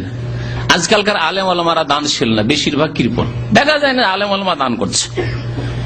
ইমাম বুখারী রাহমাতুল্লাহ আলাইহি অত্যন্ত দানশীল, শুধু দানশীল নয়, মুফরিতুল কারাম, অত্যন্ত দানশীল।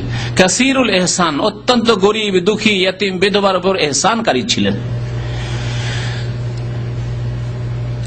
তার ছাত্রদের মধ্যে যারা অভাবী, গরিব, দরিদ্র থাকতো, তাদের ভরণ পোষণের দায়িত্ব নিতেন। ছাত্রদের টাকা পয়সা খরচ দিতেন, যে পড়াশোনা করো, খরচ তোমার আমি দেবো, যেতে হবে না তোমার মায়ের কাছে টাকা পয়সা চাওয়ার জন্য, ভিক্ষা করার জন্য, কারোর কাছে সাহায্য চাওয়ার জন্য, পড়ো আমার কাছেই পড়ো, আমি তোমার খরচ দেবো।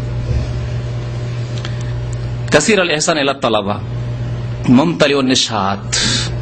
আর ছিলেন অত্যন্ত সক্রিয় মানুষ, সক্রিয় আর নিষ্ক্রিয়, বুঝেন? কিছু লোক আছে নিষ্ক্রিয়, কাজকর্ম নাই, কাজ করার কোন রকমের উদ্যম নেই, এসেছে ওই আপনার ফ্রি ভিসায় আর ঘরে বসে আছে। ফ্রি ভিসায় যদি ঘরে বসে থাকেন, কি আপনাকে ডেকে নিয়ে যাবে? তাহলে দৌড়াদৌড়ি করতে হবে, ছোটাছুটি করতে হবে, খোঁজ খবর নিতে হবে, এখানে ওখানে হাঁটাহাঁটি করতে হবে রিজিকের জন্য। আল্লাহ বলছেন ফাসআউ, কি বলছেন আল্লাহ পাক রব্বুল আলামিন, ফাইজা কুদিয়াতিস সালাহ ফান্তাশিরু ফিল আরদ, বিক্ষিপ্ত হয়ে ছড়িয়ে পড়ো, একবার এদিকে একবার ওইদিকে, একবার ওইদিকে একবার ওইদিকে ঘোরাঘুরি করো, আল্লাহ বলছেন। ফান্তাশিরু ফিল আরদ ওয়াবতাগু মিন ফাদলিল্লাহ, এবং সন্ধান করো, তলাশ করতে হবে কোথাও রিজিকের কোনো কাজকর্মের ব্যবস্থা হয় কিনা। শুধু এখানকার কথা বলছি না, দেশেও আপনাকে। আর যদি সকালবেলা আবার দিলেন একটা টান ঘুম, সৌদি আরব থেকে সকালে শুয়ে অভ্যাস, দেশে গিয়ে অনেকে এখানকার থাকা লোকেরা, প্রবাসী লোকেরা দেশে গিয়ে খুব ঘুম দেয়। দেশে যদি সকালবেলা সকাল 8টা পর্যন্ত ঘুমান, তা আর কোনো কাজ করতে হচ্ছে না দিনে। রৌদ্র হয়ে গেলে আর ভালো লাগছে না, থাক। কারণ ওখানে তার ডিউটি চাপ নেই যে যেতেই হবে, 9টায় ডিউটি, 10টায় ডিউটি, হাজির হইতে হবে। ইচ্ছায় আর মনে করলো না, সারা দিন গেলেন না, পড়ে থাকলেন অলসের মতো। অলস হইলে হবে না, সক্রিয় হইতে হবে। ইমাম বুখারীর মতো অত্যন্ত সক্রিয় মানুষ ছিলেন, এমনকি জেহাদের প্রস্তুতি নিতেন। এত বড় ইমাম, এত বড় মুহাদ্দিস, জেহাদের প্রস্তুতি নিতেন, তীরন্দাজি করতেন, তীরের নিশানা। সন্ধ্যাবেলা আসর পরে মাগরিবের একটু আগে পাহাড়ের আড়ে চলে যেতেন, যেখানে লোকজন নেই, বাচ্চারা নেই, কারণ বাচ্চারা থাকলে কাউকে লাগতে পারে, কোনো মানুষ থাকলে লাগতে পারে, ফাঁকা মাঠে পাহাড়ের আড়ে গিয়ে তীরের নিশানা বানাতেন। তার ছাত্ররা বলতেন যে আপনি এত বড় ইমাম, এত বড় মুহাদ্দিস, আমাদের ওস্তাদ, আপনার এগুলির কি প্রয়োজন? এগুলি খেলাধুলা আমরা করব, আপনার কি প্রয়োজন? তিনি বলতেন যে আল্লাহ পাক যদি আমাকে জিহাদের সুযোগ দেয়, কাফের সামনে আসে মুসলিমদেরকে হত্যা করার জন্য, মুসলিমদের বাড়িঘর লুটপাট করার জন্য, মুসলিমদের জুলুম অত্যাচার করার জন্য, তো আমি কি ইমাম বুখারী কাপুরুষের মতো বসে থাকবো? আমার উপর আল্লাহ জিহাদ ফরজ করেনি, জিহাদ আল্লাহ আমার উপর ফরজ করেছেন। সুতরাং প্রস্তুতিটা রাখছি, যদি আল্লাহ করে দেয়, সুযোগ দেয়, তাও নিশানা বানাবো আল্লাহর শত্রুদেরকে। তাই বলছেন ফাকান ইউজিদুর রামিয়াতা ইস্তিদাদাল লিল জিহাদ, জিহাদ ফি সাবিলিল্লাহর প্রস্তুতি স্বরূপ তিনি তীর আন্দাজিতে ভালো পটু ছিলেন, পারদর্শী ছিলেন।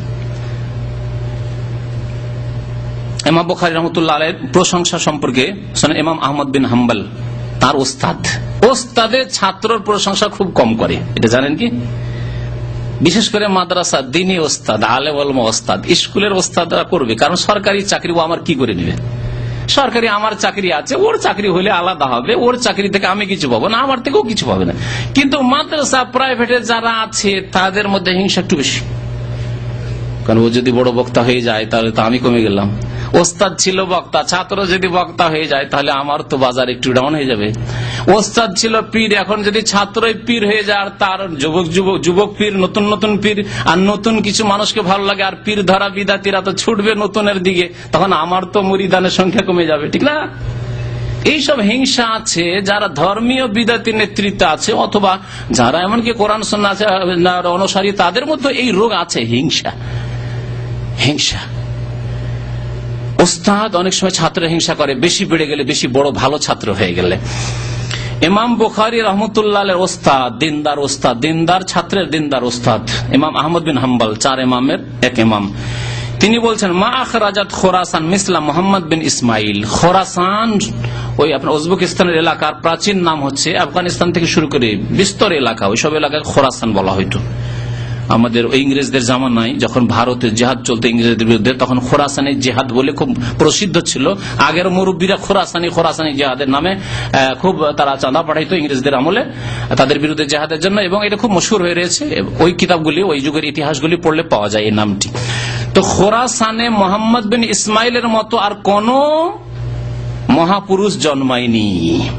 খোরাসান এলাকায় ইমাম মোহাম্মদ বিন ইসমাইল, ইমাম বুখারীর মতো কোন বড় ব্যক্তিত্ব জন্ম গ্রহণ করেনি। হুসাইন বিন হুরাইস একজন ইমাম বলছেন, লা আলামু আন্নী রাআইতু মিসলা মুহাম্মদ বিন ইসমাইল, আমি জানি না যে ইমাম মোহাম্মদ বিন ইসমাইল ইমাম বুখারীর মতো লোক দুনিয়াতে সৃষ্টি হয়েছে। কান্নাহু লাম ইখলাক ইল্লা লিল হাদিস, যেন তাকে একমাত্র হাদিসের খেদমতের জন্য আল্লাহ পাক সৃষ্টি করেছেন। ইমাম ইয়াহিয়া বিন জাফর বাইকান্দি বলছেন, লাউ কাদারতু আন আযীদা মিন উমরি ফি উমরি মুহাম্মদ বিন ইসমাইল ফাআলতু, আল্লাহ যদি আমাকে অনুমতি দিতেন যে আমার বয়স কিছু কেটে ঘাটতি করে ইমাম বুখারীকে আমি দিয়ে দেব, আর তিনি দীর্ঘায়ু হন, আর তিনি আমার বয়স নিয়ে কিছু বেশি বয়স পান, দিনের খেদমত হোক, তাহলে আমি আমার বয়স থেকে কিছু দিয়ে দিতাম। জি, এই মহব্বত, এই ভালোবাসা, যে আমার দ্বারা কিছু কাজ হবে না, আমি 100 বছর বাঁচলে তেমন কাজ হবে না, কিন্তু তিনি যদি 5টা বছর 10টা বছর আরো বেশি বাঁচেন, আরো অনেক কাজ হবে ইসলামের। সুতরাং আমার বয়স থেকে যদি আমার ক্ষমতায় থাকতো তো আমি দিয়ে দিতাম। ফাইন্না মাউতি ইয়াকুন মাউতু রাজুলিন ওয়াহিদ, কারণ আমি যদি মরে যাই একজন মানুষ মরলাম, আমি একজন সাধারণ মানুষ বা সাধারণ একজন আলেম, আমি মরে গেলে একজন সাধারণ মানুষ মরলাম, কি একজনের মত হইল। ওয়া মাউতু মুহাম্মদ বিন ইসমাইল ফিহি যিহাবুল লিল ইলমি, আর ইমাম মুহাম্মদ বিন ইসমাইল বুখারী যদি ইন্তেকাল করেন তাহলে ইলম দুনিয়া থেকে উঠে যাবে। সুতরাং আমি চাই যে তিনি বেঁচে থাকুক, আর আমার বয়স কিছু কমে যাক, অসুবিধা নেই। ইমাম ইবনে খুজাইমা রাহমাতুল্লাহ আলাইহি সহিহ ইবনে খুজাইমা হাদিসের কিতাব আছে। তিনি প্রশংসা করছেন ইমাম বুখারীর বলে, মা তাহতা আদিমিস সামাই আ'লামু বিল হাদিস মিন মুহাম্মদ বিন ইসমাইল। ইমাম বুখারী রাহমাতুল্লাহ আলাইহি মুহাম্মদ ইসমাইল চাইতে আসমানের নিচে এমন কোন ব্যক্তি হাদিসের পণ্ডিত আর দুনিয়াতে তৈরি হয়নি।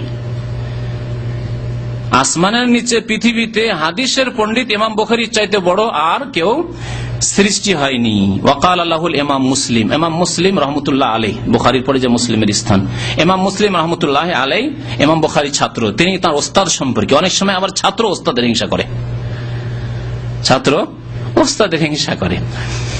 তো ইমাম মুসলিম রহমতুল্লাহ আলাইহি তাদের মধ্যেই ছিল না হিংসা, বিদ্বেষ, কলহ, কেউ বেশি বেড়ে যাবে এসব ছিল না, ইখলাস ছিল তাদের মধ্যে। তাই আল্লাহ তাদের জীবনে বরকত দান করেছেন। ইমাম মুসলিম রাহমাতুল্লাহ আলাইহি বলছেন তার ওস্তাদকে একদিন, আশহাদু আন্নাহু লাইসা ফিদ দুনিয়া মিসলাকা, আমি সাক্ষী দিতে পারি যে আপনার মতো, ইমাম বুখারীর মতো দুনিয়াতে আর কোনো মানুষ নেই। দুনিয়াতে পৃথিবীতে ইমাম বুখারী রাহমাতুল্লাহ আলাইহি আমার ওস্তাদের মতো বড় ইমাম, বড় মুহাদ্দিস আর কেউ হয়নি। তার অনেক ওস্তাদ ছিল, সময় তো যথেষ্ট হয়ে গেছে। তার অনেক ওস্তাদ ছিল। ইমাম বুখারীর মতো স্বয়ং বলছেন যে কাতাবতু আন আলফিন ওয়া সামানিন, আমি 1080 জন ওস্তাদ থেকে হাদিস গ্রহণ করেছি। আমাদের ওস্তাদ যদি গণনা করতে বলা হয় কত আর হবে? খুব বেশি গেলে 30, 40, 50টা যাবে হয়তো, এটা বেশি বললাম, অনেকের হয়তো 10-15টাও যাবে না। 1080 জন ওস্তাদ থেকে ইমাম বুখারী রাহমাতুল্লাহ হাদিস গ্রহণ করেছেন। আর তারা সাধারণ না, বলছেন লাইসা মিনহুম ইল্লা সাহিবু হাদিস, তাদের প্রত্যেকে মুহাদ্দিস ছিলেন, তাদের প্রত্যেকে হাদিসের পণ্ডিত, সাহিবে হাদিস ছিলেন। ওয়ায়াকুলু আইজান, আরো বলছেন তিনি, লাম আক্তুব ইল্লা আম্মান কাল, আমি যে কোনো ওস্তাদের কাছে যখন ইলম হাসিল করতে যেতাম দেখতাম যে তার আকীদা ঠিক আছে কিনা। আজকাল এমন এমন মানুষ আমরা পড়াশোনা করি, বললাম যে স্কুল কলেজের পড়াশোনার কথা আর ফিরাচ্ছি না, মাদ্রাসায় পড়াশোনা করতে গিয়ে এমন ওস্তাদের কাছে পড়েছেন যে ওস্তাদ এমন বিদাতির বিদাতি, আল্লাহ কোথায়? বলছে আল্লাহ সর্বত্র বিরাজমান।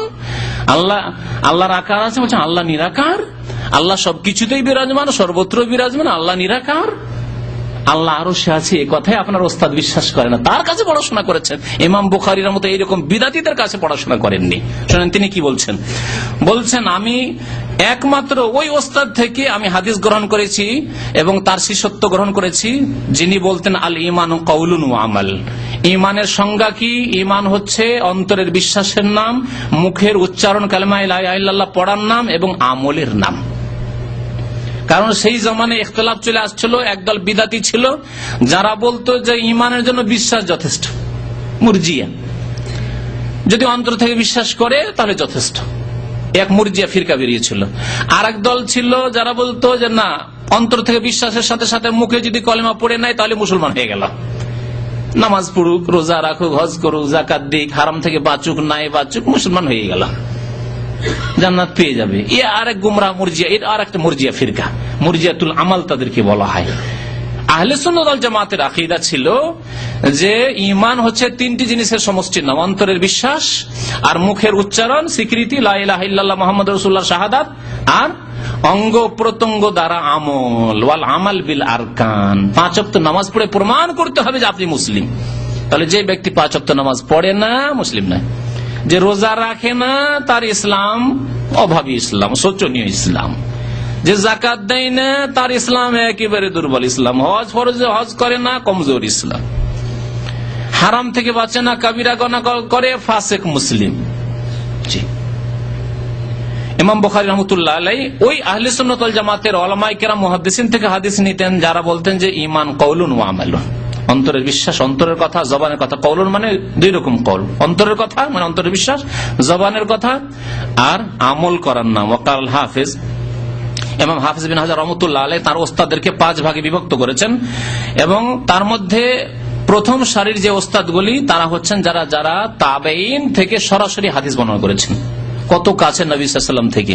ইমাম বুখারী রাহমাতুল্লাহ আলাইহির এক শ্রেণীর ওস্তাদ ছিলেন যারা স্বয়ং তাবেঈন থেকে হাদিস নিয়েছেন, অর্থাৎ তাবা তাবেঈন। তারা তাবা তাবেঈন যারা তাবেঈনদেরকে দেখেছেন, তাবেঈনরা সাহাবায়ে কেরামকে দেখেছেন, সাহাবায়ে কেরাম তারা যারা রাসূলুল্লাহ সাল্লাল্লাহু আলাইহি ওয়াসাল্লামকে জিয়ারতে বা দেখায় ধন্য হয়েছেন। তার বড় বড় ওস্তাদদের মধ্যে হচ্ছেন আলী ইবনুল মদিনী, যিনি হাদিসের বড় পণ্ডিত মুহাদ্দিস ছিলেন, ইয়াহিয়া বিন মাইন, যিনি বড় মুহাদ্দিস ছিলেন সনদের বিষয়, ইমাম আহমদ বিন হাম্বল 4 ইমামের এক ইমাম, ইমাম ইসহাক বিন রাহওয়ী, ইমাম আবু হাতিম রাজি, এইরকম বহু ওস্তাদ তার ছিল। প্রায় 3টা বাজতে যাচ্ছে। ইমাম বুখারী রহমতুল্লাহ আলাইহি সম্পর্কে আলোচনা অনেকগুলি কথাই থেকে গেল, তবে তার ইন্তেকালের সময়টিকে শুধু উল্লেখ করে দিচ্ছি, বাকি যে বিষয়গুলি রয়েছে আল্লাহ সুযোগ দিলে পরে আলোচনা করা যাবে। তার ছাত্রদের কথা বলি। তার ছাত্রদের সংখ্যা সম্পর্কে তার এক ছাত্র, তার প্রখ্যাত ছাত্র হচ্ছেন ফেরাবরি, ইমাম ফেরাবরি। তিনি স্বয়ং ইমাম বুখারী রহমতুল্লাহ আলাইহি যে সহিহ বুখারী বর্ণনা করেছেন, তাতে বলছেন যে আন্নাহু সামিআ সাহিহ আল বুখারী মিনাল ইমাম আল বুখারী ৯০,০০০ মিনহুম আবু যুরআ রাজি ওয়াল ইমাম মুসলিম ওয়ান নাসাই ওয়া আবু বকর ইবনে খুযাইমা ওয়াল ইমাম তিরমিজি। বলছেন তার এক ছাত্র যে ইমাম বুখারী রাহমাতুল্লাহ আলাইহি থেকে ইমাম বুখারীর এই সহিহ কিতাব সহিহ বুখারী ৯০,০০০ ছাত্র স্বয়ং ইমাম বুখারী থেকে পড়েছেন। কত হাজার ছাত্র বললাম? ৯০,০০০ ছাত্র ইমাম বুখারী রাহমাতুল্লাহ আলাইহি হাদিস লিখলেন দীর্ঘ ১৬ বছরে। ১৬ বছর মক্কা মদিনায় বসে তিনি রিয়াজুল জান্নাহ যেটাকে বলা হয়, এখানে বসে হাদিস লিখতেন। ১৬ বছর ধরে মদিনায় থেকে লিখেছেন তিনি হাদিস। যখন লেখা হলো ছাত্রদেরকে এই কিতাব পড়ানো শুরু করলেন। যে বাকি জীবনটা তিনি পেয়েছিলেন তাতে ৯০,০০০ ছাত্র তার কাছ থেকে সহিহ বুখারীর দর্স নিয়েছেন, ইলম হাসিল করেছেন। তাদের অন্যতম ছাত্র হচ্ছেন আবু যুরআ রাজি, ইমাম মুসলিম, তৃতীয় কিতাব যে সহিহ মুসলিম রয়েছে ইমাম মুসলিম, ইমাম নাসাই যে সিহাহ কিতাব কুতুব সিত্তার মধ্যে ইমাম নাসাই, ইমাম ইবনে খুযাইমা আবু বকর ইবনে খুযাইমা, ইমাম তিরমিজি, ইমাম বুখারী রাহমাতুল্লাহ আলাইহির ওস্তাদ। ইমাম তিরমিজির কিতাব পড়লে দেখবেন যে বিভিন্ন জায়গায় তিনি হাদিসের পরে বলছেন যে এই হাদিসটি সম্পর্কে আমার ওস্তাদ সাআলতু মুহাম্মদ বিন ইসমাইল বা সাআলতু আবু আব্দুল্লাহ, আমার ওস্তাদ আবু আব্দুল্লাহকে বা ইমাম মুহাম্মদ বিন ইসমাইলকে জিজ্ঞাসা করলেন হাদিসটি সম্পর্কে, তিনি বললেন এই হাদিসটি যঈফ, বা তিনি বললেন যে হাদিসের অমুক বর্ণনাকারী যঈফ বা মুনকার ইত্যাদি ইত্যাদি। তো ইমাম তিরমিজি এবং ইমাম নাসাই, ইমাম মুসলিম এরা সবাই ইমাম বুখারী রাহমাতুল্লাহ আলাইহির ছাত্র। ইমাম বুখারী রাহমাতুল্লাহ আলাইহির ইন্তেকাল হয় শনিবারের রাত্রে, মানে শুক্রবারের দিন গিয়ে যে রাতটি, শনিবারের দিন গিয়ে নয়, কারণ রাত্রি আরবি মাস হিসাবে রাত্রি আগে আসে। শনিবারের রাত্রে, আর রাতটি ছিল ঈদুল ফিতরের রাত। আল্লাহু আকবার। ইন্তেকাল হচ্ছে ঈদুল ফিতরের রাতে। ঈদের দিন জোহরের নামাজের পরে তার দাফন হয়। রাতের ইন্তেকাল হলো, সকাল হলো, ঈদ হলো, আর ঈদের পরে জোহরের নামাজের পরে তার দাফন হয়। বয়স তখন তার ছিল 256 হিজরি, 256 হিজরি। তার ইন্তেকাল হয় একটি গ্রামে, যে গ্রামের নাম হচ্ছে খারতাং। এই খারতাং গ্রামটি সামারকান্দ এলাকার, সামারকান্দ এলাকা খুব মশহুর এলাকা। আপনার ওই যে প্রজাতন্ত্রগুলি রয়েছে সোভিয়েত ইউনিয়নের, সেখানে ওই সামারকান্দ এলাকার একটি গ্রাম খারতাং, সেখানে তার ইন্তেকাল হয়। ইমাম বুখারী রাহমাতুল্লাহ আলাইহি ইন্তেকালের একটি ঘটনা আছে। ইমাম বুখারী রাহমাতুল্লাহ নিসাপুর থেকে, নিসাপুর একটি প্রসিদ্ধ এলাকা, ওখান থেকে বোখারা আসলেন। বোখারা আসার পরে বোখারার যে আমির ছিলেন, গভর্নর, তার সাথে একটু মনোমালিন্য হয়ে যায়। মনোমালিন্য কি নিয়ে হয় আমিরের সাথে, তাও শোনেন ভালো করে। আমির ইমাম বুখারীকে চাপ সৃষ্টি করে যে আমার ছেলে মেয়েদেরকে আপনাকে আমার বাড়িতে রাজ প্যালেসে এসে পড়িয়ে যেতে হবে। ইমাম বুখারী রাহমাতুল্লাহ আলাইহি এই কথা মেনে নিতে পারেন?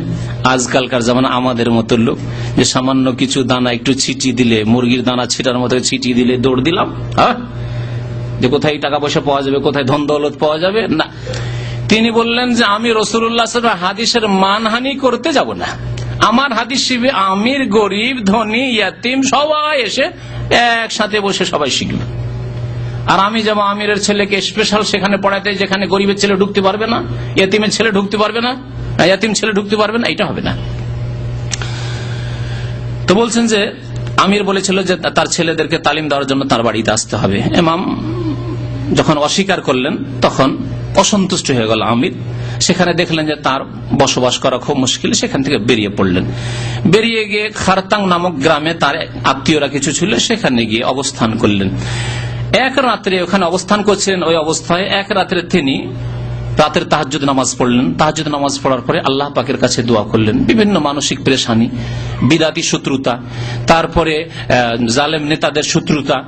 আল্লাহ পাকের কাছে দোয়া করলেন, আল্লাহুম্মা কাদ যাকাত আলাইয়াল আরদু বিমা রাহাবাত ফাকবিদনি ইলাইক। এই দোয়া করেছিলেন, হে আল্লাহ, এত প্রশস্ত জমিন, প্রশস্ত পৃথিবী থাকা সত্ত্বেও আমার জন্য যেন পৃথিবী তং হয়ে গেছে, সংকীর্ণ হয়ে গেছে। সুতরাং আল্লাহ, আর আমি পৃথিবীতে থাকতে চাই না, তুমি আমাকে তোমার কাছে ডেকে নাও। ফাকবিদনি ইলাইক, আমার জান তুমি কবুজ করে নাও। আল্লাহ, আল্লাহ তুমি আমার রূহ কবুজ করে নাও, আমাকে তুমি তোমার কাছে নিয়ে নাও। আল্লাহুম্মা কাদ যাকাত আলাইয়াল আরদু বিমা রাহাবাত ফাকবিদনি ইলাইক। তাহাজ্জুদ পড়ার পরে, কিয়ামুল লাইলের পরে এই দোয়া করেছিলেন, আল্লাহ পাক দোয়া কবুল করলেন। বর্ণনাকারী বলছেন যে এই দোয়া করার পরে 1 মাস যায়নি, 1 মাস শেষ হয়নি। ফামা তাম্মাস শাহর হাত্তা কাবাযাহুল্লাহ, 1 মাসের অল্প সময়ে তার ইন্তেকাল হয়ে গেল। ইমাম বুখারী রাহমাতুল্লাহ ইন্তেকাল হয়ে গেল, জানাজার ব্যবস্থা হলো, অসংখ্য লোক জানাজায় হাজির হলেন। তারপরে দাফন যেমনই করা হলো, একটি বর্ণনায় রয়েছে যে ফাহা মিন তুরাবি কবরিহি রায়হাতুন তাইয়্যিবাহ, তার কবর থেকে সুগন্ধি আসতে শুরু হলো, কাল মিস্ক, মিস্ক আম্বারের, মৃগ নাবির সুগন্ধির মতো। দুনিয়ার মধ্যে সবচেয়ে মূল্যবান যে সুগন্ধি, আতর, তা হচ্ছে মিস্ক আম্বারের আতর। এইরকম সুগন্ধি আসতে শুরু হলো কবরের মাটি থেকে। এটি হচ্ছে কি? কারামত। আর এরাই হচ্ছেন সত্যিকার আল্লাহর ওলি। আল্লাহর ওলিদের কারামত রয়েছে, শয়তানের ওলিদের কারামত নয়, তাদের ভণ্ডামি রয়েছে, তাদের শিরক বিদআত রয়েছে, এবং তা নির্ধারণ করবে তাদের আচার আচরণ, তাদের আখলাক। তারা কি দিনের উপর আমল করে, তারা সুন্নতের উপর আমল করে, তারা কি সুন্নতের খেদমত করেছে না বিদআতের খেদমত করেছে, তা অবশ্যই লক্ষণীয় বিষয় রয়েছে। তো এইরকম যখন হতে লাগলো, তখন লোকেরা ছুটতে শুরু করলো, সবাই কবর মাটি নিয়ে যাওয়া শুরু করলো, যে এত সুন্দর আতর আর কোথায় পাবো, এই মিস্ক আম্বার, সবাই কবর মাটি নিয়ে যাওয়া শুরু করলো নিজ নিজ বাড়িতে। এমন আশঙ্কা হইল যে কবরে আর মাটি থাকবে না, কবরের মাটি একেবারে খালি করে দিবে। তখন সেখানকার যে প্রশাসন ছিল, তারা কবরের ওপর শক্ত মজবুত করে বেড়া দিয়ে দিল, কাঠের মজবুত বেড়া দিয়ে দিল, যাতে করে সেখান থেকে মাটি টেনে শেষ না করতে পারে। ইমাম আব্দুল ওয়াহিদ বিন আদম বলছেন যে আমি নবী করিম সাল্লাল্লাহু আলাইহি সাল্লামকে একদিন স্বপ্নে দেখলাম। রাআইতুন নবী সাল্লাল্লাহু আলাইহি ওয়াসাল্লাম ফিন নওম, একদিন আল্লাহর নবীকে স্বপ্ন দেখছি। ওয়া মাহু জামাতুম মিন আসহাবি, আল্লাহর নবীকে কেউ যদি স্বপ্নে দেখে, অবস্থান করে আছেন কেন, কার ইন্তজার করছেন, অপেক্ষা করছেন? বলছে আনতাজিরু মুহাম্মদ বিন ইসমাইল, আমি মুহাম্মদ বিন ইসমাইল বুখারীর অপেক্ষা করছি, ইন্তজার করছি। ফালাম্মা কানা বাদা ইয়ামিন বালাগানি মওত, বলছে কয়েকদিন পরে শুনতে পেলাম যে ইমাম বুখারী রাহমাতুল্লাহ আলাইহি ইন্তেকাল হয়ে গেছে। আজকালকার জামানার মতো তো নয় যে টেলিফোন যোগাযোগ আছে, সাথে সাথে খবর হয়ে গেল, প্রচার মাধ্যম আছে, টিভি আছে, রেডিও সেন্টার আছে, খবর হয়ে গেল, তা তো ছিল না। কিছু দূর হলেই খবর নাই, কয়েকদিন পরে জানতে পারছেন যে ইমাম বুখারী রাহমাতুল্লাহ ইন্তেকাল হয়ে গেছে। ফানাজারতু ফাইজা হুয়া কাদ মাতা ফিস সাআত আল্লাতী রাআইতু ফিহা নবী সাল্লাল্লাহু আলাইহি ওয়াসাল্লাম, আমি তখন গুনে দেখলাম যেই রাত্রে, যেই সময় স্বপ্ন দেখেছিলাম, সেই সময়ে ঈদের রাত্রে ইমাম বুখারী রাহমাতুল্লাহ আলাইহির ইন্তেকাল হয়েছে। ওই সময় আমি স্বপ্ন দেখছি, যেই সময় নবী সাল্লাল্লাহু আলাইহি ওয়াসাল্লাম অপেক্ষা করছেন, আর আমি দেখছি স্বপ্নে সেই সময় ইমাম বুখারী রাহমাতুল্লাহ আলাইহির ইন্তেকাল হচ্ছে। আর নবী সাল্লাল্লাহু আলাইহি ওয়াসাল্লাম বলছেন আমি মুহাম্মদ বিন ইসমাইলের ইন্তেজারে আছি। তার বয়স ছিল মাত্র 62 বছর। আল্লাহ পাক এই বয়সে বরকত দান করেছেন। আল্লাহ পাক যার বয়সে বরকত দান করেছেন, তার অল্প সময় যথেষ্ট কাজ হতে পারে, দিনের খেদমত হতে পারে। 13 দিন কম 62 বছর তার বয়স ছিল। একজন যারা কবিতার আকারে তার বয়স, তার জন্ম তারিখ, তার ইন্তেকালের তারিখ কবিতার আকারে উল্লেখ করেছেন। বলেছেন কানাল বুখারী হাফেজান মুহাদ্দিসান, ইমাম বুখারী হাফেজ এবং মুহাদ্দিস ছিলেন। জামাআত সহিহা মুকাম্মিলাত তাহরিরি, সহিহ কিতাবকে সুন্দর করে তিনি সংকলিত করেছেন। মিলাদুহু সিদকুন, তার জন্ম দিবস ছিল সিদক, সাদ দাল কাফের, যদি আবজাদ নম্বর বের করেন তাহলে বেরিয়ে আসবে, অর্থাৎ জন্ম দিবস কত হিজরিতে 194, তার সাদ দাল কাফের সংখ্যা বেরোবে আবজাদ সংখ্যা 194। মুদ্দাত উমরিহি, আর তার বয়সের সময়কাল হচ্ছে হামিদ, হা মিম ইয়া দাল, 62 বছর, 62 বেরোবে। ওয়ান কাজা ফি নূরি, এবং তার ইন্তেকাল হয়, তিনি বিদায় নেন নুন ওয়াও রা নূর, নূরের যদি আপনি অঙ্ক বের করেন, আবজাদের অঙ্ক, তাহলে তার ইন্তেকালের হিজরি সন বেরিয়ে আসবে, অর্থাৎ 256 হিজরি। আল্লাহ পাক রব্বুল আলামিন যেন আমাদেরকে আল্লাহ পাক যাদেরকে বড় বড় আইম্মাই কেরাম, বড় বড় দিনের খাদেম করেছেন, মুহাদ্দিসিন করেছেন, ফুকাহায়ে কেরাম করেছেন, ইমাম বুখারী, ইমাম মুসলিম, আবু দাউদ, আইম্মাই মুহাদ্দিসিন অথবা আইম্মাই ফুকাহা, ইমাম আবু হানিফা, শাফি, মালিক, আহমদ, তাদের রাস্তায় চলার যেন তৌফিক দান করেন। তাদের একজনের অন্ধভক্ত না হয়ে তাদের সবাইকে শ্রদ্ধা করার সমানভাবে যেন তৌফিক দান করেন। তাদের সবার পথে আমাদেরকে চলার যেন তৌফিক দান করেন। আল্লাহ পাক রব্বুল আলামিন আমাদেরকে নেক আমলে যেন তৌফিক দান করেন, আমাদের জীবনে যেন বরকত দান করেন, আমাদের অতীতের গুনাহ খাতা যেন আল্লাহ পাক রব্বুল আলামিন মাফ করে দেন। আমিন ইয়া রাব্বাল আলামিন। ওয়া সাল্লাল্লাহু আলা নবিয়িনা মুহাম্মদ ওয়া আলা আলিহি ওয়া সাহবিহি আজমাইন। সামনে জুমা, রমজানে ইফতার ক্যাম্পে বড় আমাদের প্রোগ্রাম হবে। ইফতার ক্যাম্প দাম্মাম জাওয়াজাতের পিছনে আসর পর থেকে প্রোগ্রাম শুরু হবে। আপনারা ওখানে হাজির হবেন আল্লাহর রাস্তে। আসর পর 4টা, 4:30 থেকে কোরআন শিক্ষা হবে। যারা কোরআন শিখতে চান ওখানে কোরআন শিক্ষার ব্যবস্থা আছে।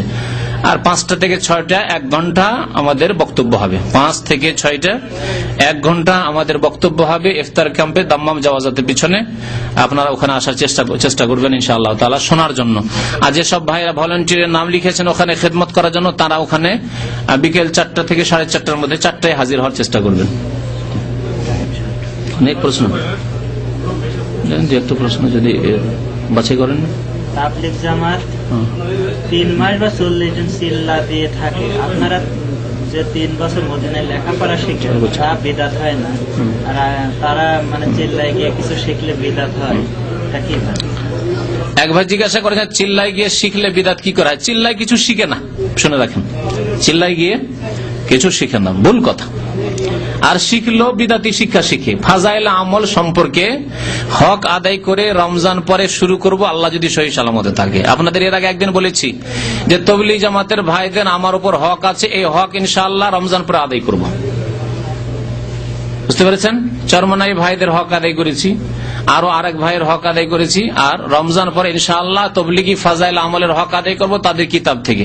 আর ফাজাইল আমল ছাড়া তারা অন্য কিতাব পড়েই না, তাহলে ইলম কি করে শিখলো? আর মদিনা ইউনিভার্সিটি বা অন্য কোন ইউনিভার্সিটিতে অনার্সে 4 বছরের কোর্স আছে, এটা তাদের সরকারি কোর্স। এই কোর্স পড়লে যে সাবজেক্টগুলি আছে 12টা 14টা করে, সেই কোর্সগুলি কমপ্লিট হবে। আপনার কোন কোর্স চিল্লাতে গিয়ে কমপ্লিট হয় ফাজাইল আমল ছাড়া? ফাজাইল আমল ছাড়া আর কিছুই পড়া হয় না। জীবনে দেখেছেন বুখারী হাদিস পড়তে? আপনাদেরকে দেখেছেন কোনদিন মুসলিম আর কোরআনের তাফসীর পড়তে? কোনদিন দেখবেন না। আর ফাজাইল আমলে কি আছে? মনটা খারাপ না করে যে ভাই প্রশ্ন করেছেন আর অন্যান্য ভাইরা যাদের হয়তো মনে উল্টো লাগছে, তারা রমজান পরে আসবেন ইনশাআল্লাহ তাআলা।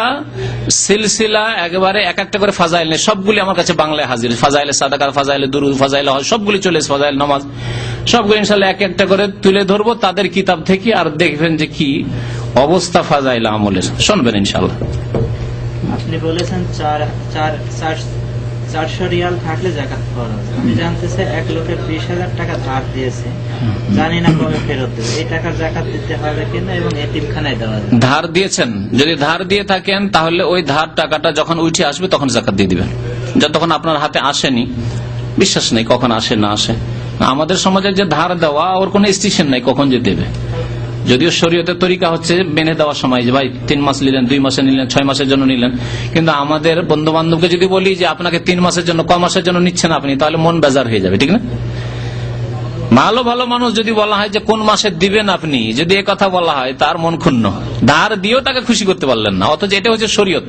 আপনি ধার দিলে সীমা বেঁধে দেন যে কোন মাসে দিবেন, আপনি কোন তারিখে দেবেন। এক ভাই তার ছেলের জন্য দোয়া চেয়েছেন, আল্লাহ পাক রব্বুল আলামিন যেন সুস্থ রাখেন, ভালো রাখেন, হেফাজতে রাখেন। চলেন থাক, বাকি প্রশ্ন ইনশাআল্লাহ আগামী সপ্তাহে প্রশ্নের উত্তর দেওয়া যাবে। রমজান মাসে অত না বইকে প্রশ্নের উত্তর দেওয়া যাবে।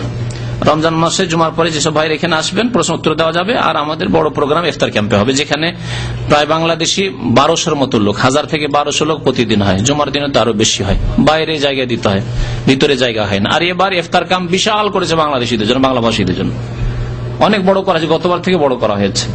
সুতরাং আপনারা ওখানে এসে ইফতার করবেন, নিজে ইফতারিতে সময় নষ্ট না করে ওখানে এসে দিনের কথাও শিখা হবে। 30 দিনে 30টি বিষয়ের উপর বক্তব্য হবে। সুতরাং আপনারা ওখানে হাজির হবেন আল্লাহর রাস্তায়। সাল্লাল্লাহু আলাইহি ওয়া সাল্লাম মুহাম্মদ ওয়া আলা আলিহি ওয়া সাহবিহি আজমাইন।